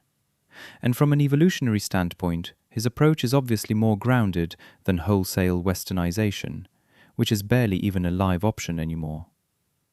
I don't know whether today's government or people in cultural circles will pick up these ideas, written over 10 years ago, and ask whether they're actually worth implementing. But this is at least a path he has drawn, and if China were to walk it, it might just address the concern I raised about the relative weakness of China's spiritual and cultural development. My second concern comes out of Yun's book. Whether we're talking about co-evolution or directed improvisation, local governments, and the government as a whole, have played an enormous role. But there are a few problems now. The first is that the average age of officials is rising. This is a widespread phenomenon. I'll leave it at that, in the interest of keeping this episode around. But it's a serious problem. The second problem is this. Local governments were enormously valuable in the early stages of economic development and through the co-evolution phase. But at a certain point, they start to become a drag rather than a driver. Because you need to transition to a service-oriented government, and a service-oriented government operates on completely different logic, the kind of restrained, non-interventionist role it requires, its entire orientation and direction, is fundamentally different from what China's local governments have been doing. This is actually a thread I left hanging earlier. Let me tie it up now. Eng01 draws on a fascinating piece of primary evidence in her book. She compares a 1991 cadre evaluation system, introduced by a researcher named Susan Whiting, covering how local government leaders were assessed, with a 2009 evaluation plan released by the Organization Department. The 1991 system had 18 indicators, 14 of which were pure economic tasks, measured in very direct terms: gross national product, total industrial output, taxes remitted, profits, and so on. By 2009, the number of indicators had grown to 26, divided into 6 categories. Many items had nothing to do with the economy at all, and even the ones related to economic development were no longer measured by quantifiable metrics, replaced instead by vague criteria like overall economic efficiency and development costs that are difficult to evaluate objectively. Why did this change happen? Of course, because the government, especially local governments, shouldn't be purely GDP-driven anymore, with economic growth as the sole objective. That makes sense. But the problem is, when your targets keep multiplying and becoming more and more vague, it becomes genuinely hard for local officials to prioritize. Remember the early point I made? One of the key reasons for China's success was simplicity. Keep the evaluation of officials as simple as possible. Now that the total list has expanded to 66 sub-items, it's actually very hard for local leaders or anyone assigned these tasks to figure out what they're really supposed to be doing. So what happens is that local officials continue to treat economic growth and fiscal revenue as their top priorities. These are the clearest targets, not necessarily the easiest to hit, but the most legible. And there's strong path dependence too. That's why, even though the central government has done a lot to try to steer local governments away from a pure GDP focus, at the ground level, things stay the same. The logic is simple. If you have too many goals, you default to the familiar path.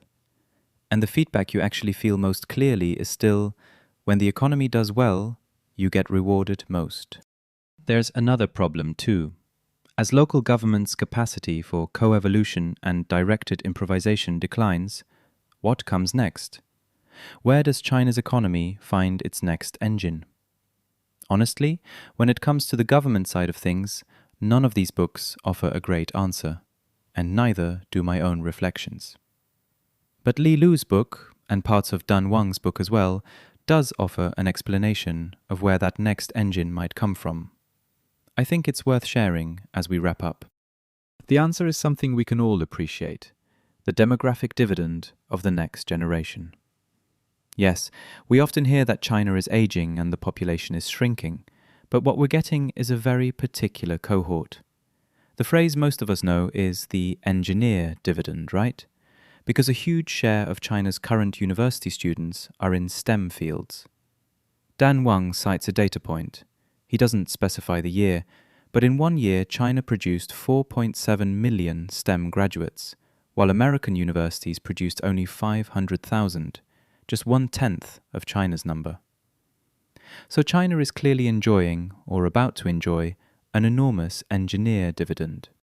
But Li Lu also sees another very important group: entrepreneurs. He describes it with that classic half-glass metaphor. Life is always half a glass of water. The optimist sees it as half full, the pessimist as half empty. But his point is more specific. When a generation is under crushing survival pressure, all you can see is the empty half when you look at the future. On the other hand, if you're not fighting for survival, but haven't yet become wealthy either, you look at the world in full. You see the upside and the risks. So you keep building relationships and chasing opportunities, but you also know how to enjoy life. There are 2 key points here. First, you're free from survival pressure, so you naturally assume life will keep getting better. Second, you're not yet wealthy enough for long enough that you've lost your drive. The habit of striving is still very much alive. A generation in that sweet spot finds itself in a very unique psychological state, and that's when you get an intense, concentrated burst of creativity. Li Lu looked back across all developed nations and found that each of them went through exactly such an explosive era. Major inventions, new companies, all clustered together densely in one period. Take England. Watt's invention of the steam engine in 1776 launched the Industrial Revolution, but the concentrated waves of innovation didn't hit until decades later, in the 1820s to 30s and the 1850s to 60s. Germany unified in 1871, and about 20 years later, between roughly 1890 and 1910, experienced an unprecedented surge of scientific, technological, and industrial innovation. As for the United States, the first wave came about 20 years after the Civil War, roughly 1880 to 1910. The second was after World War II, from the 1940s through the 1960s. Both periods saw decades of rolling innovation and a huge wave of people who dared to dream big and act on it. What makes America special, of course, is that it doesn't just draw on domestic talent. It attracts talent from around the world. So its innovation cycles have been both more sustained and more frequent. And Li Lu believes China may have entered just such a period today. The industrial foundation is in place, infrastructure is well developed, and a new generation has emerged, well educated but not burdened by the pressure of basic survival. This group was concentrated in the 20 to 40 age range when he wrote it, though that was about 10 years ago, so we're probably talking about 30 to 50 today. For these people, every year of their lives has been a little better than the last.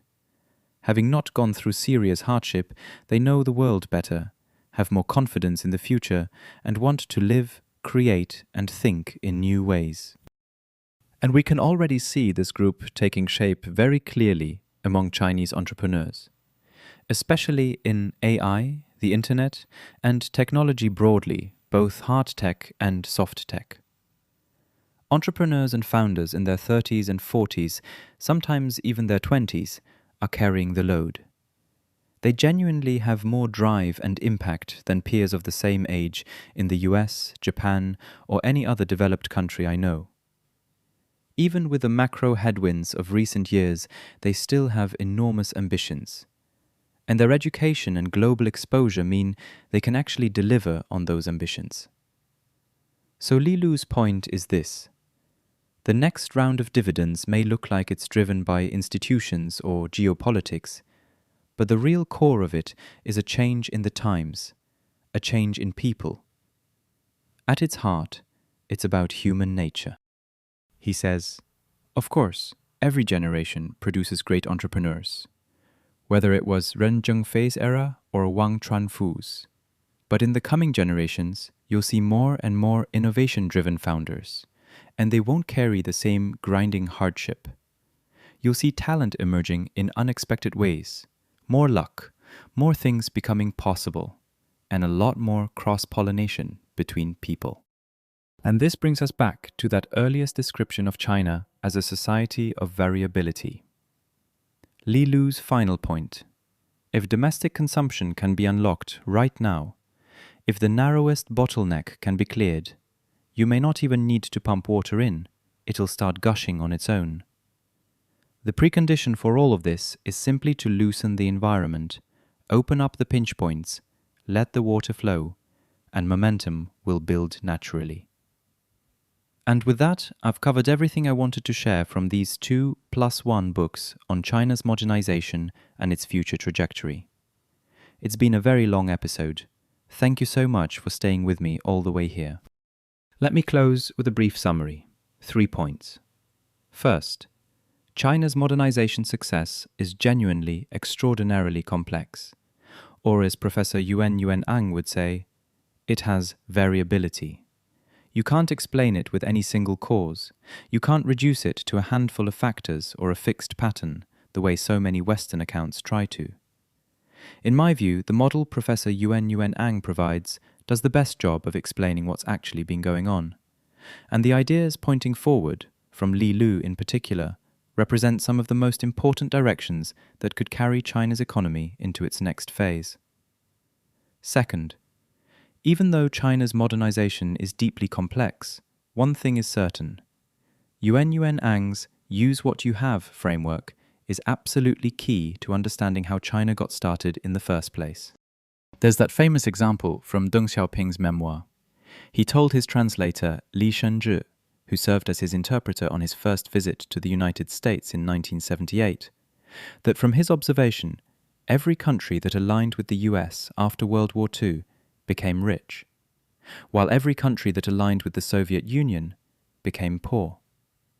After that trip, during the presidency of Jimmy Carter, China and the US established diplomatic relations. From that point on, China began breaking free from the constraints of its historical prejudices, turned to learn from the West, embraced the market economy, opened its doors, and threw itself into absorbing modern science, technology, and market economics from America and the West with enormous hunger and urgency. That path has taken China where it needed to go, but that phase may be over. Now China has to find its own way. And what is that way exactly? We can only feel our way forward, crossing the river stone by stone, because there's no one ahead of us anymore. Which brings me to the third point, and I think it's the most important. I still believe that strengthening the cultural and spiritual dimension is an essential part of modernization. And it's precisely the dimension that is most underemphasized, whether we're talking about the engineer country thesis or the development directions that get the most attention in China right now. So to close, I want to share something I came across today, a speech by Zheng Michael Song, Professor of Economics at the Chinese University of Hong Kong and the author of the 15th Sun Yifang Economic Science Award-winning paper. The speech was from 2013, quite a while ago, but it really moved me. I won't try to cover everything, just talk about the cultural dimension. Let me just take one very narrow slice, economics research. The title of his speech was, "What kind of economic research does China need?" I won't go through the whole article. If you're interested, you can find it online. But there's one argument in it I want to highlight. He says, in the present, and he's speaking about 2013, even though Chinese economics research has made many important achievements, there are significant shortcomings. He argues that Chinese economics tilts too far toward technical research and not enough toward research driven by real-world problems. Many important practical questions simply aren't being studied adequately. There's no shortage of commentary and opinions across various media, but genuinely deep and systematic research is rare. Compared to Europe and the United States, we have a significant gap.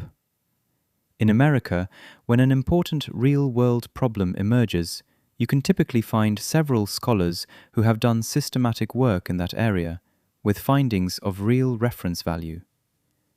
Even for a brand new topic, you can expect a wave of specialized talent and rigorous work to emerge within a few years. China isn't there yet. After reading that speech, I went and looked up the full list of Sun Yue-fang Economic Science Award winners. The 2013 winners, the same year as Michael's paper on China's growth model, included Wang Guogang's paper on urbanization as the pivot of China's economic transformation, Luo Jiwei's paper on the 6 institutional reforms China needs to deepen, and Xu Changgang's paper on the foundational institutions for China's reform and development.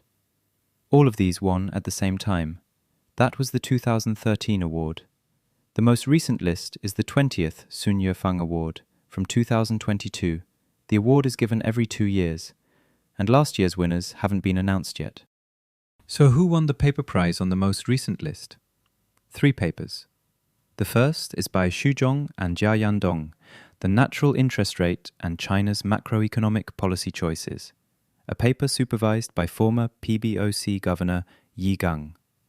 The second is Yi Gang's own paper, Revisiting China's Financial Asset Structure and Its Policy Implications. That one came up in a previous episode where I covered the work of Governor Yi and Governor Zhou. The third paper appears to be by a Japanese scholar. I wasn't able to fully parse the title from the source. The problems these 3 papers address are clearly not, as Michael called for, closer to real-world concerns. If anything, they've moved further away. What does that tell us? I'll leave that for you to think about. But my point is this. If we look at just one very narrow corner of the social sciences, economics research, and its development looks like this, then it's clear there's still a long way to go before we reach the next stage of development, before we achieve a richer and more complete form of modernization. And on that note, that's a wrap for this episode. Thank you so much for listening. See you next time. Nice to hear you say hello. And how are things with you? I love you. But very soon it's time to go. An office job to do while I'm here writing songs for you. Strange how a phone call can change your day, take you away from the feeling of being alone. Bless the telephone.